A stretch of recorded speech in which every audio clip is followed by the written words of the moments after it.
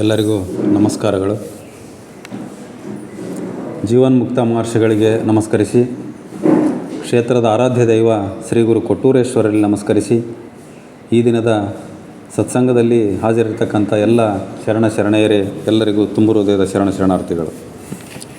ಮಹಾಭಾರತ ಕಥಾಸಾರ ಭಾಗ 18ಕ್ಕೆ ಸಂಚಿಕೆ 18ಕ್ಕೆ ನಾವು ಕಾಲಿಟ್ಟಿದ್ದೀವಿ. ನಾವು 17ನೇ ಸಂಚಿಕೆಯನ್ನು ಎಲ್ಲಿಗೆ ನಿಲ್ಲಿಸಿದ್ವಿ ಅಂತ ನೋಡೋದಾದರೆ, ದ್ರೌಪದಿಯ ಸ್ವಯಂವರ ಕಾಂಪಿಲ್ಯದಲ್ಲಿ ಏರ್ಪಾಡಾಗಿರ್ತದೆ. ಆ ಕಾಂಪಿಲ್ಯದಲ್ಲಿ ಏರ್ಪಾಡಾಗಿರ್ತಕ್ಕಂಥ ದ್ರೌಪದಿಯ ಸ್ವಯಂವರದಲ್ಲಿ ದುರ್ಯೋಧನನ ಪರವಾಗಿ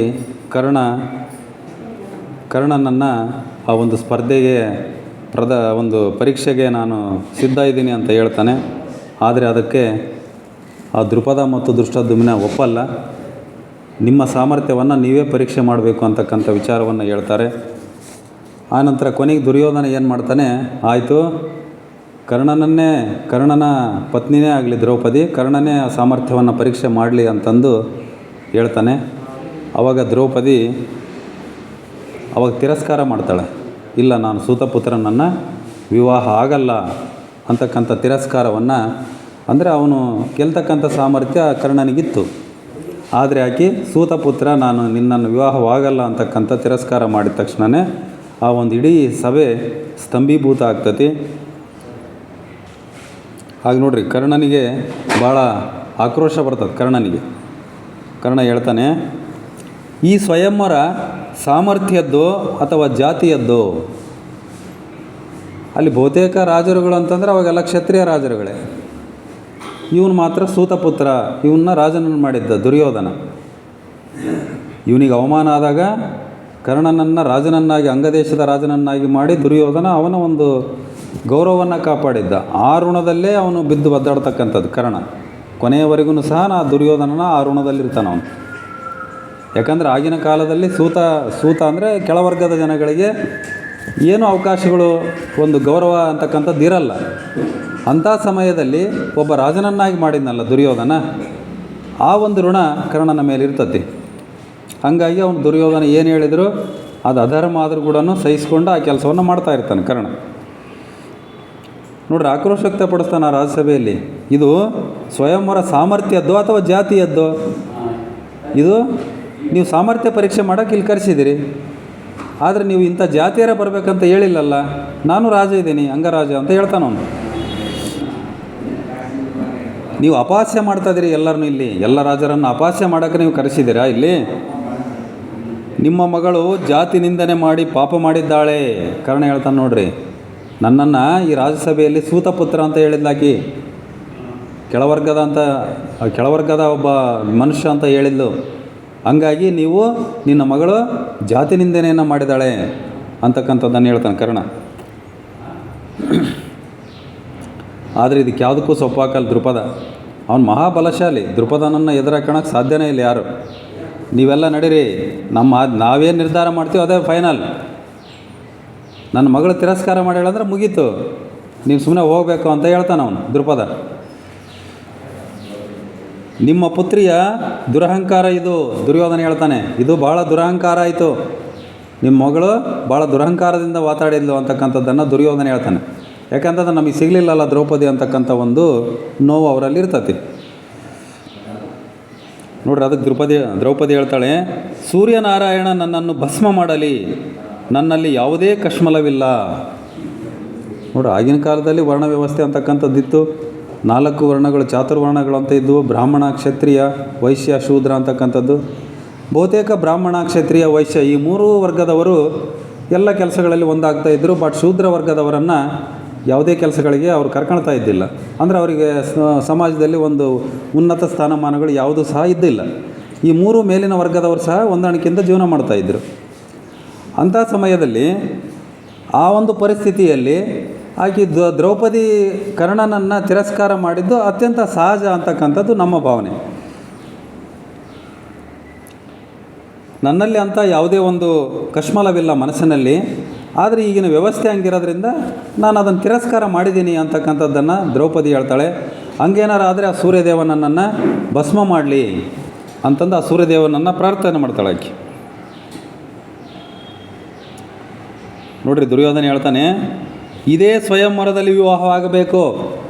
ಆಯ್ತು, ಈಗ ಕರ್ಣನನ್ನು ರಿಜೆಕ್ಟ್ ಮಾಡಿದ್ರಲ್ಲ, ತಿರಸ್ಕಾರ ಮಾಡಿದ್ರಲ್ಲ, ದ್ರೌಪದಿಗೆ ಈ ಒಂದು ಮತ್ಸ್ಯ ಯಂತ್ರ, ಅದೇನು ಮತ್ಸ್ಯ ಯಂತ್ರ ಅಂತ ಮಾಡಿದ್ರಲ್ಲ, ಆ ಒಂದು ಕೆಳಗಡೆ ನೀರಿನಲ್ಲಿ ಪ್ರತಿಬಿಂಬ ನೋಡಿ ಮೇಲೆ ತಿರುಗ್ತಕ್ಕಂಥ ಮೀನಿನ ಕಣ್ಣಿಗೆ ಒಂದೇ ಬಾಣದಿಂದ ಗುರಿ ಇಡಬೇಕು ಅಂತಕ್ಕಂಥ ಒಂದು ಪರೀಕ್ಷೆಯನ್ನು ಒಡ್ಡಿದ್ರಲ್ಲ, ಇವತ್ತಿನ ದಿವಸ ಏನು ಪರೀಕ್ಷೆಯನ್ನು ಆ ಒಂದು ನಿಗದಿ ಮಾಡಿರಲ್ಲ, ಇವತ್ತೇ ಇಂಥ ಒಂದು ಯಾವುದು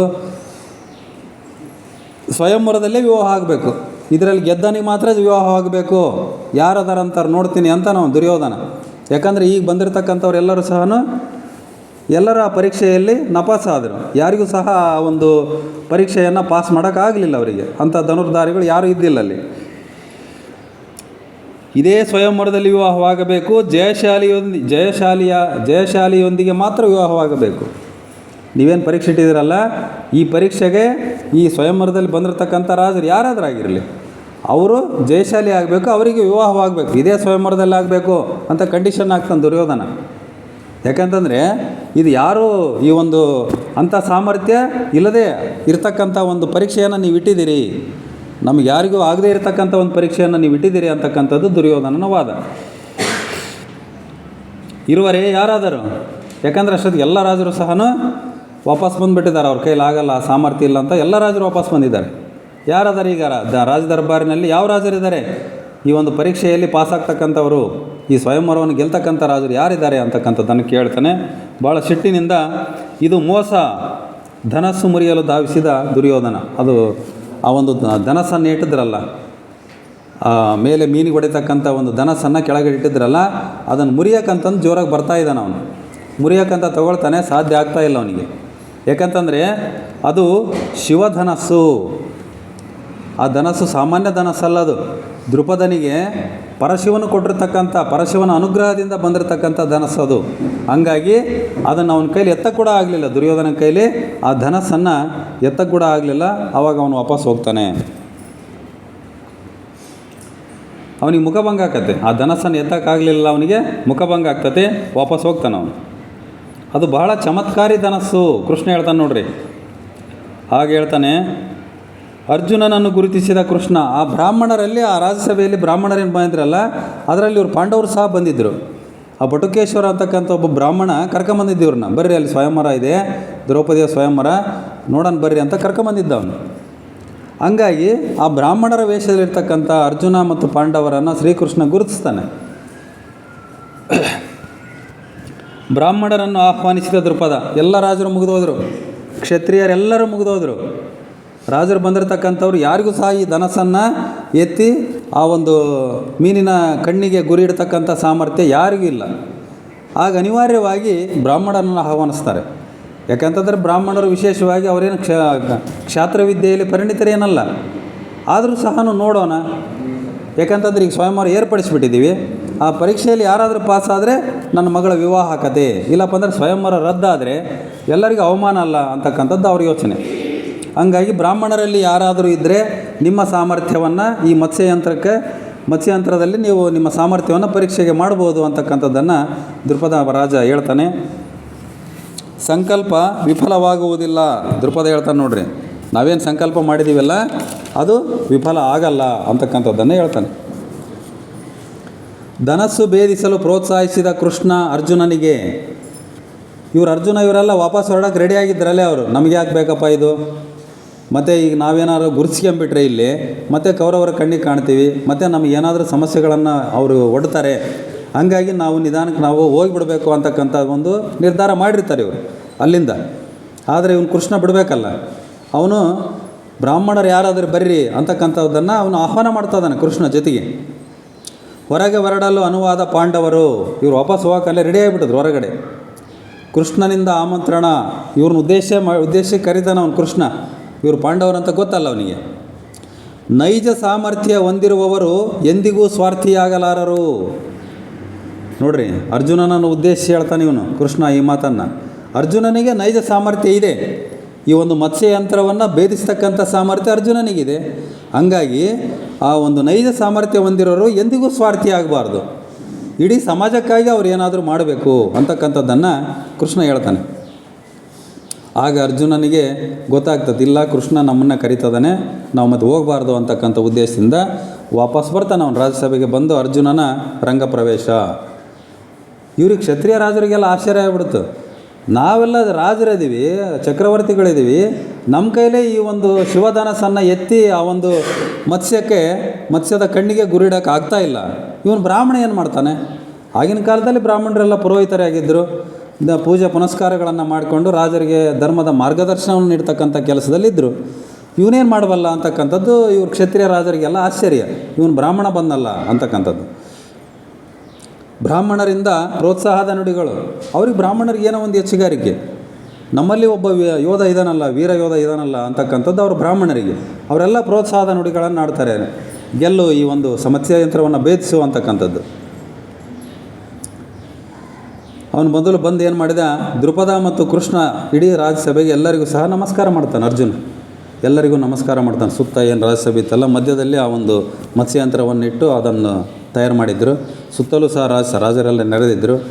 ಅದೇ ರೀತಿ ಇವ್ರಿಗೆಲ್ಲರೂ ನಮಸ್ಕಾರ ಮಾಡಿ ಇವನು ಪ್ರಾರಂಭ ಮಾಡ್ತಾನೆ ಆ ಒಂದು ಮತ್ಸ್ಯಯಂತ್ರವನ್ನು. ಗೇಲಿ ಆಡಿದ ರಾಜರು, ಯಾಕಂದರೆ ಹಾಸ್ಯ ಮಾಡ್ತಾರೆ ಇವರೆಲ್ಲ ರಾಜರು. ಯಾಕಂದರೆ ಇವರೆಲ್ಲ ಕ್ಷತ್ರಿಯ ರಾಜರು, ಎಲ್ಲ ಯುದ್ಧ ಮಾಡಿ ಅನೇಕ ಯುದ್ಧಗಳಲ್ಲಿ ಪರಿಣಿತರಾಗಿರ್ತಕ್ಕಂಥವ್ರು. ಧನಸ್ಸುಗಳನ್ನು ಎತ್ತಿ ಬಳ್ಳು ಬಾಣ ಶಸ್ತ್ರವಿದ್ಯೆಯನ್ನು ಕಲ್ತಿರ್ತಕ್ಕಂಥವ್ರು ಇವರು. ಇವನು ಬ್ರಾಹ್ಮಣ ಏನು ಮಾಡಬಲ್ಲ ಅಂತಂದು ಅಪಹಾಸ್ಯ ಮಾಡ್ತಾರೆ ಇವರೆಲ್ಲ ಕೂತ್ಕೊಂಡು. ಇವರೆಲ್ಲ ಸೋತಿದ್ರಲ್ಲ, ಅವರೆಲ್ಲ ಕೂತ್ಕೊಂಡು ಅಪಹಾಸ್ಯ ಮಾಡ್ತಾರೆ ಇವನ್ನ. ಅವನೇನು ತಲೆ ಕೆಡಿಸೋಣಲ್ಲ ಇದ್ರ ಬಗ್ಗೆ ಅರ್ಜುನ. ಯಾಕಂತಂದರೆ ಆ ಅಪಹಾಸ್ಯ ಎಲ್ಲ ಅವರಿಗೆಲ್ಲ ಸಾಮಾನ್ಯ ಆಗಿಬಿಟ್ಟಿದ್ದು. ಅನೇಕ ನಿಂದನೆಗಳನ್ನು ಕೇಳಿಬಿಟ್ಟಿದ್ರು ಪಾಂಡವರು, ಕೌರವರಿಂದ ಆಗಿರ್ಬೋದು, ಇನ್ನೂ ಅನೇಕ ಸಮಸ್ಯೆಗಳನ್ನು ಅನುಭವಿಸ್ಬಿಟ್ಟಿದ್ರು. ಹಂಗಾಗಿ ಯಾವುದೇ ಅಪಹಾಸ್ಯಗಳಿಗೆ ನಿಂದನೆಗಳಿಗೆ ಅವನು ಕಿವಿ ಕೊಡಲಿಲ್ಲ. ನಾವೇನಾದರೂ ಅಷ್ಟೇ, ನಮ್ಮ ಜೀವನದಲ್ಲಿ ಅಷ್ಟೇ, ನಾವೇನಾದರೂ ಮುಂದೆ ಬರ್ಬೇಕಂತಂದರೆ ಇಂಥ ಅಪಹಾಸ್ಯಗಳಿಗೆ ನಿಂದನೆಗಳಿಗೆ ನಾವು ಕಿವಿ ಕೊಡಬಾರ್ದು. ಸುಮ್ಮನೆ ಮುಂದೆ ಹೋಗ್ತಾ ಇರಬೇಕಂತ. ಅಂಥವಕ್ಕೇನಾದರೂ ನಾವೇನಾದ್ರು ಕಿವಿ ಕೊಟ್ಟರೆ, ಅದನ್ನೇನಾದರೂ ನಾವು ತಲೆ ಕೆಡಿಸ್ಕೊಂಡ್ರೆ ನಾವು ಮುಂದೆ ಹೋಗಕ್ಕೆ ಸಾಧ್ಯ ಇಲ್ಲ ಅಂತಕ್ಕಂಥದ್ದು. ಸ್ತ್ರೀಯರ ಬಗ್ಗೆ ಅಭಿಮಾನದ ನುಡಿಗಳು ಅರ್ಜುನನಿಂದ. ಯಾಕಂದರೆ ದ್ರೌಪದಿ ಬಗ್ಗೆ ಕೆಟ್ಟ ಕೆಟ್ಟ ಮಾತುಗಳನ್ನು ಮಾತಾಡಿದ್ದ ದುರ್ಯೋಧನ, ಕರ್ಣ ಇವರೆಲ್ಲರೂ. ಹಂಗಾಗಿ ಆ ಒಂದು ದುರ್ಯೋಧನ ಏನು ಮಾಡಿದ, ಇವನು ಅರ್ಜುನ ಸ್ತ್ರೀಯರ ಬಗ್ಗೆ ಒಂದು ಅಭಿಮಾನದ ಮಾತುಗಳನ್ನು, ಗೌರವಪೂರ್ವಕವಾದ ಮಾತುಗಳನ್ನು ಮಾತಾಡ್ತಾನೆ ಅರ್ಜುನ. ಬಿಲ್ಲು ಎತ್ತಿದ ಅರ್ಜುನ. ನೋಡ್ರಿ, ಆ ಶಿವಧನಸ್ಸು ಅನೇಕ ರಾಜರುಗಳಿಗೆ ಅದನ್ನು ಎತ್ತಕ್ಕಾಗಲಿಲ್ಲ. ಅದನ್ನು ಎತ್ತಿ ಹೆಗಲಿಗೆ ಹಾಕ್ಯಣಕ್ಕಾಗಲಿಲ್ಲ ಅನೇಕ ರಾಜರುಗಳಿಗೆ ಆ ಒಂದು ಧನಸ್ಸನ್ನು. ಅಂಥ ಧನಸ್ಸನ್ನು ಇವನು ಸಲೀಸಾಗಿ ಎತ್ತಿಬಿಟ್ಟ ಬ್ರಾಹ್ಮಣ ವೇಷದಲ್ಲಿರ್ತಕ್ಕಂಥ ಅರ್ಜುನ. ಎಲ್ಲರಿಗೂ ಭಾಳ ಆಶ್ಚರ್ಯ ಆಗಿಬಿಡ್ತು ರಾಜರುಗಳಿಗೆ. ಅನೇಕ ರಾಜರುಗಳಿಗೆ ಅದನ್ನು ಹಿಂಗೆ ಟಚ್ ಮಾಡಿ ಎತ್ತಕ್ಕೆ ಆಗ್ತಾಯಿಲ್ಲ ಆ ವಜೆಯನ್ನು. ದುರ್ಯೋಧನನಿಗೆ ಆಗಲಿಲ್ಲ. ಹಂಗಾಗಿ ಇವನು ಬ್ರಾಹ್ಮಣ ಅದು ಹೆಂಗೆ ಎತ್ತಿದ ಅಂತಕ್ಕಂಥದ್ದು ಭಾಳ ಆಶ್ಚರ್ಯ ಆಯ್ತು ಇವರಿಗೆ. ದುರ್ಯೋಧನ, ಶಕುನಿ, ಕರ್ಣ ಇವರಿಗೆಲ್ಲ ಭಾಳ ಆಶ್ಚರ್ಯ ಆಗಿಬಿಡ್ತು. ಇವರೆಲ್ಲರೂ ನೋಡ್ತಾ ಇದ್ದಾರೆ. ಪವಾಡದ ರೀತಿಯಲ್ಲಿ ಅವನೇನು ಮಾಡಿದ, ಆ ಬಿಲ್ಲನ್ನು ಸಲೀಸಾಗಿ ಎತ್ಕೊಂಡು ಆ ಒಂದು ಕೆಳಗೆ ನೀರಿನಲ್ಲಿರ್ತಕ್ಕಂಥ ಪ್ರತಿಬಿಂಬವನ್ನು ನೋಡಿ ಮೇಲೆ ತಿರುಗ್ತಕ್ಕಂಥ ಆ ಒಂದು ಮೀನಿನ ಕಣ್ಣಿಗೆ ನೇರವಾಗಿ ಗುರಿ ಇಡ್ತಾನೆ ಅವನು. ಮತ್ಸ್ಯಯಂತ್ರವನ್ನು ಭೇದಿಸಿಬಿಟ್ಟ. ಮತ್ಸ್ಯಯಂತ್ರವನ್ನು ಭೇದಿಸಿದ ಅರ್ಜುನ. ಕೃಷ್ಣ, ದ್ರುಪದ, ದ್ರೌಪದಿ, ಪಾಂಡವರು, ಬ್ರಾಹ್ಮಣರು ಎಲ್ಲರೂ ಸಂತೋಷ. ಎಲ್ಲರೂ ಕರತಾಡನ ಮಾಡ್ತಾಯಿದ್ದಾರೆ. ಇಡೀ ಸಭೆಯಲ್ಲಿ ಕರತಾಡನ ಮಾಡ್ತಾಯಿದ್ದಾರೆ, ಚಪ್ಪಾಳೆ ಆಗ್ತಾಯಿದ್ದಾರೆ ಇವನ ಸಾಮರ್ಥ್ಯಕ್ಕೆ. ಯಾಕಂತಂದರೆ ಅನೇಕ ಮೇಧಾವಿ ರಾಜರುಗಳಿದ್ದರು. ಅಂಥ ದೊಡ್ಡ ದೊಡ್ಡ ರಾಜರ ಕೈಗಳೇ ಆಗಲಿಲ್ಲ ಅಂಥ ಒಬ್ಬ ಕೆಲಸವನ್ನು ಒಬ್ಬ ಬ್ರಾಹ್ಮಣ ಮಾಡಿದ್ನಲ್ಲ ಅಂತಕ್ಕಂಥದ್ದು. ಯಾಕಂದರೆ ಇವತ್ತಿಗೂ ಅಲ್ಲಿವರೆಗೂ ಸಹ ಅವರು ಬ್ರಾಹ್ಮಣರಂತಂದೇ ಗೊತ್ತಾಗಿರೋದಲ್ಲಿ. ಅವನು ಅರ್ಜುನ ಅಂತ ಯಾರಿಗೂ ಗೊತ್ತಿಲ್ಲ. ಒಬ್ಬ ಬ್ರಾಹ್ಮಣ ಈ ಒಂದು ಮತ್ಸ್ಯಯಂತ್ರವನ್ನು ಭೇದಿಸ್ಬಿಟ್ನಲ್ಲ ಅಂತಕ್ಕಂಥದ್ದು ಎಲ್ಲರಿಗೂ ಸಹ ಆಶ್ಚರ್ಯ ಆಗಿರ್ತಕ್ಕಂಥ ವಿಷಯ ಅವತ್ತು. ಮಾಲಾರ್ಪಣೆ ದ್ರೌಪದಿಯಿಂದ ಅರ್ಜುನನಿಗೆ. ದ್ರೌಪದಿ ಏನು ಮಾಡಿದ್ಲು, ಅವರ ಸ್ವಯಂವರದ ಕಂಡೀಷನ್ನೇ ಹಂಗಿತ್ತು. ಯಾರು ಒಂದು ನೀರಿನಲ್ಲಿರ್ತಕ್ಕಂಥ ಪ್ರತಿಬಿಂಬವನ್ನು ನೋಡಿ ಆ ಮತ್ಸ್ಯದ ಒಂದು ಕಣ್ಣನ್ನು ಒಂದೇ ಬಾಣದಲ್ಲಿ ಭೇದಿಸ್ತಾರೋ ಅವರಿಗೆ ಮಾಲಾರ್ಪಣೆ ಮಾಡಬೇಕಂತ ಇತ್ತಲ್ಲ. ಅದೇ ರೀತಿ ಇವ್ರನ್ನ ಪೂರ್ವಾಪರ ಏನು ಕೇಳಲಿಲ್ಲ ಅವರು. ಯಾರಾದರೂ ಒಟ್ಟು ಈ ಒಂದು ಕೆಲಸವನ್ನು, ಈ ಸಾಮರ್ಥ್ಯವನ್ನು ಪರೀಕ್ಷೆ ಮಾಡಿರೋ ಗೆದ್ದಾರ ಅಂತಂದರೆ ಆಕೆ ಬಂದು ಮಾಲಾರ್ಪಣೆಯನ್ನು ಅರ್ಜುನನಿಗೆ ಹಾಕಿಬಿಟ್ಲು, ಮಾಲೆಯನ್ನು. ಆವಾಗ ಕೌರವರೇನಿದ್ರಲ್ಲಿ ಇಲ್ಲಿ ದುರ್ಯೋಧನ, ದುಶ್ಯಾಸನ, ಕರ್ಣ, ಶಕುನಿ ಇವ್ರು 4 ಬಂದಿದ್ದರಲ್ಲಿ. ಅವ್ರಿಗೆ ಅನುಮಾನ ಬಂತು ಅವಾಗ. ಯಾಕಂತಂದರೆ ಇಂತಹ ಒಂದು ಪರೀಕ್ಷೆಯನ್ನು ಗೆಲ್ಲಬೇಕಂತಂದರೆ ಸಾಮಾನ್ಯರ ಕೈಲಿ ಸಾಧ್ಯ ಇಲ್ಲ. ಯಾಕಂದರೆ ಎಲ್ಲ ರಾಜಾದಿರಾಜರುಗಳು ಬಂದಿದ್ದಾರೆ ಸುತ್ತಮುತ್ತಿರ್ತಕ್ಕಂಥವ್ರು. ಅವರೆಲ್ಲರ ಕೈಲಿ ಆಗದೇ ಇರತಕ್ಕಂಥದ್ದು ಕೆಲಸವನ್ನು ಈ ಒಬ್ಬ ಬ್ರಾಹ್ಮಣ ಯುವಕ ಮಾಡಿದ ಅಂತಂದರೆ ಇವರು ಪಾಂಡವರೇ ಇರಬೇಕಂತ ಸೂಕ್ಷ್ಮವಾಗಿ ಅಬ್ಸರ್ವ್ ಮಾಡ್ತಾರೆ ಅವರು. ಅರ್ಜುನ ಮತ್ತು ಪಾಂಡವರನ್ನು ಗುರುತಿಸಿದ ಶಕುನಿ, ಕರ್ಣ, ದುರ್ಯೋಧನ ಗುರುತಿಸಿದ್ರು ಅವರು. ಯಾಕಂತಂದರೆ ಇವರು ಸನ್ಯಾಸಿ ವೇಷದಲ್ಲಿ ಆಲ್ರೆಡಿ ಗಡ್ಡ ಬಿಟ್ಕೊಂಡು ಸನ್ಯಾಸಿಗಳ ವೇಷ ರೀತಿಯಲ್ಲಿ ಬ್ರಾಹ್ಮಣರ ವೇಷದ ರೀತಿಯಲ್ಲಿ ಇದ್ದರು ಇವರೆಲ್ಲ. ಅರ್ಜುನ ಇವರನ್ನು ಐಡೆಂಟಿಫೈ ಮಾಡ್ತಾರೆ ಅವಾಗ. ಹೌದು, ಏನು ಗೆದ್ನಲ್ಲ ಇವನೇ ಅರ್ಜುನನ ಬಿಟ್ಟರೆ ಈ ಒಂದು ಪರೀಕ್ಷೆಯಲ್ಲಿ ಈ ಒಂದು ಮತ್ಸ್ಯಯಂತ್ರ ಭೇದಿಸೋಕ್ಕೆ ಸಾಧ್ಯನೇ ಇಲ್ಲ ಬೇರೆಯವರಿಗೆ. ಅವಾಗ ಅರ್ಜುನನ ಗುರುತಿಸಿರು. ಜೊತೆಗೆ ಬಂದಿರತಕ್ಕಂಥ ಒಬ್ಬ ದೃಢಕಾಯ ಅವನೇ ಭೀಮ ಅಂತಕ್ಕಂಥದ್ದನ್ನು ಗುರುತಿಸಿದ್ರು. ಇವರೇನು 5 ಜನನನ್ನು ಸಹ ಇವರು ಗುರುತಿಸಿದ್ರು. ಇವ್ರಿಗೆ ಮತ್ತೆ ಸಮಸ್ಯೆ ಅದು ಕೌರವರಿಗೆ. ಇವ್ರು ಪಾಂಡವರು ಹೋಗ್ಯಾರ ಅಂತಂದರೆ ಓದೆಯ ಪಿಶಾಚಿ ಅಂದರೆ ಬಂದೆ ಗವಾಕ್ಷೀಲಿ ಅಂತ ಬಂದ್ರಲ್ಲ, ಹಂಗೆ ಮತ್ತೆ ನಮಗೆ ಸಮಸ್ಯೆ ಆದ್ರಲ್ಲಿ ಇವ್ರು ಪಾಂಡವರು. ಇವ್ರು ಅರಗಿನ ಮನೆಯಲ್ಲಿ ನಾವು ಸುಟ್ಟಾಕಿದ್ವಿ ಅಂದ್ಕೊಂಡಿದ್ವಿ, ಆದರೆ ಇವ್ರು ಮತ್ತೆ ವಾಪಸ್ ಬಂದಿದ್ದಾರಲ್ಲ ಅಂತಕ್ಕಂಥದ್ದು ಇವ್ರಿಗೆ ಮತ್ತೆ ಚಿಂತೆ ಆಯಿತು. ಸಂತಸಗೊಂಡ ದ್ರೌಪದಿ, ಶ್ರೀಖಂಡಿನಿ ಮತ್ತು ದೃಪದ. ಯಾಕಂತಂದ್ರೆ ದೃಪದನಿಗೆ ಒಂದು ಸಮಸ್ಯೆ ಏನಾಗ್ಬಿಟ್ಟಿತ್ತು, ಯಾರೂ ಈ ಒಂದು ಮತ್ಸ್ಯಾಂತರವನ್ನು ಭೇದಿಸಲಿಲ್ಲಲ್ಲ. ದುರ್ಯೋಧನ ಬೇರೆ ಸವಾಲಾಗಿಬಿಟ್ಟಿದ್ದಾನೆ. ಇದೇ ಸ್ವಯಂವರದಲ್ಲಿ ದ್ರೌಪದಿ ವಿವಾಹ ಆಗಬೇಕು, ಯಾರದಾರಂತ ರಾಜರು ಅಂತಂದು ಇವನು ಸವಾಲಾಗಿಬಿಟ್ಟಿದ್ದ. ನೀವೆಂಥ ಪರೀಕ್ಷೆ ಇಟ್ಟಿದ್ದೀರಿ ಹಂಗಾಗಿ ಇವ್ರಿಗೆ ಏನಪ್ಪ, ದೃಪದನಿಗೆ ಯಾರಾದರೂ ಒಟ್ಟು ಜಯಿಸಿದ್ರೆ ಸಾಕು ಅನ್ನೋ ಲೆಕ್ಕಕ್ಕೆ ಬಂದುಬಿಟ್ಟಿದ್ದೀವಿ. ದೃಪದ ಈ ಸ್ವಯಂವರವನ್ನು ಯಾರಾದರೂ ಗೆದ್ದರೆ ಸಾಕು, ಅವ್ರಿಗೆ ನನ್ನ ಮಗಳನ್ನ ಕೊಟ್ಬಿಡ್ತೀನಿ ಅನ್ನೋ ಒಂದು ಚಿಂತನೆಗೆ ಬಂದಿದ್ದ. ಹಂಗಾಗಿ ಅವನಿಗೆ ಸಂತೋಷ ಆಯಿತು. ಶ್ರೀಖಂಡಿನಿಗೆ, ದುಷ್ಟದುಮ್ನನಿಗೆ ಎಲ್ಲರಿಗೂ ಸಹ ಸಂತೋಷ ಆಯಿತು. ಪರಸ್ಪರ ಹೂಮಾಲೆಯನ್ನು ಹಾಕ್ಕೊಂಡ್ರು ಅವರು. ದ್ರೌಪದಿ ಮತ್ತು ಅರ್ಜುನ ಇಬ್ಬರು ಸಹ ಪರಸ್ಪರ ಹೂಮಾಲೆಯನ್ನು ಹಾಕಿದರು. ಆಶೀರ್ವಾದವನ್ನು ಪಡೆದರು ಕೃಷ್ಣನಿಂದ ಮತ್ತು ದೃಪದನಿಂದ. ಹಿರಿಯರಾಗಿರ್ತಕ್ಕಂಥ ಕೃಷ್ಣ ಮತ್ತು ದೃಪದನಿಂದ ಇಬ್ಬರು ಸಹ ಆಶೀರ್ವಾದವನ್ನು ಪಡೆದರು. ಆಗ ರಾಜ್ಯಸಭೆಯಲ್ಲಿ ನೋಡ್ರಿ, ಶಕುನಿ ಸುಮ್ಮನೆ ಇರ್ತಕ್ಕಂಥ ವ್ಯಕ್ತಿ ಅಲ್ಲ ಅವನು. ಇದೆಲ್ಲ ಅವನಿಗೆ ಗೊತ್ತಾಗ್ಬಿಡ್ತು. ಪಾಂಡವರು ಇವರು, ಅರ್ಜುನ ಇವನು ಗೆದ್ದದ್ದಂತಕ್ಕೆಲ್ಲ ಗೊತ್ತಾಯ್ತು ಅವನಿಗೆ. ಆದರೆ ಅದನ್ನು ತೋರ್ಪಡಿಸಲಿಲ್ಲ ಅವನು, ಬೇರೆಯವ್ರಿಗೆ ಹೇಳ್ಬಾರ್ದು ಅಂತಕ್ಕಂಥ ಉದ್ದೇಶ. ನೋಡ್ರಿ ಏನು ಹೇಳ್ತಾನವನು, ಎಲ್ಲ ಕ್ಷತ್ರಿಯರಿಂದ ಈ ಬ್ರಾಹ್ಮಣನನ್ನು ಹತ್ಯೆ ಮಾಡಿಸಬೇಕು ಅಂತ ಹೇಳ್ತಾನವನು. ಬ್ರಾಹ್ಮಣ ಹೆಂಗೆ ಈ ಒಂದು ವಿದ್ಯೆಯನ್ನು ಕಲ್ತವನು? ನಾವು ಕ್ಷತ್ರಿಯ ರಾಜರಲ್ಲಿ ಇಲ್ಲೇ ಇದ್ದೀವಿ, ಇವನು ಬ್ರಾಹ್ಮಣ ಹೆಂಗೆ ಕಲ್ತ? ಇವನನ್ನು ನಾವು ಹತ್ಯೆ ಮಾಡಿಸ್ಬೇಕು. ಎಲ್ಲ ರಾಜರು ಬರ್ರಿ, ಆ ರಾಜರನ್ನೆಲ್ಲ ಕರೀತದಾನೆ ಇವನು. ಅನೇಕ ರಾಜರು ಬಂದಿದ್ರಲ್ಲ, 107 ರಾಜರು ಬಂದಿದ್ರಲ್ಲಿ. ಎಲ್ಲರನ್ನ ಇವನನ್ನು ಹತ್ಯೆ ಮಾಡಬೇಕು, ಬ್ರಾಹ್ಮಣನನ್ನು ಬರ್ರಿ ಅಂತಂದು ಇವನು ಕರೀತದಾನೆ ಶಕುನಿ. ಯಾಕಂದ್ರೆ ನಮ್ಮ ಕ್ಷತ್ರಿಯರಿಗೆಲ್ಲ ಅವಮಾನ ಆಗಿದೆ ಇವತ್ತು.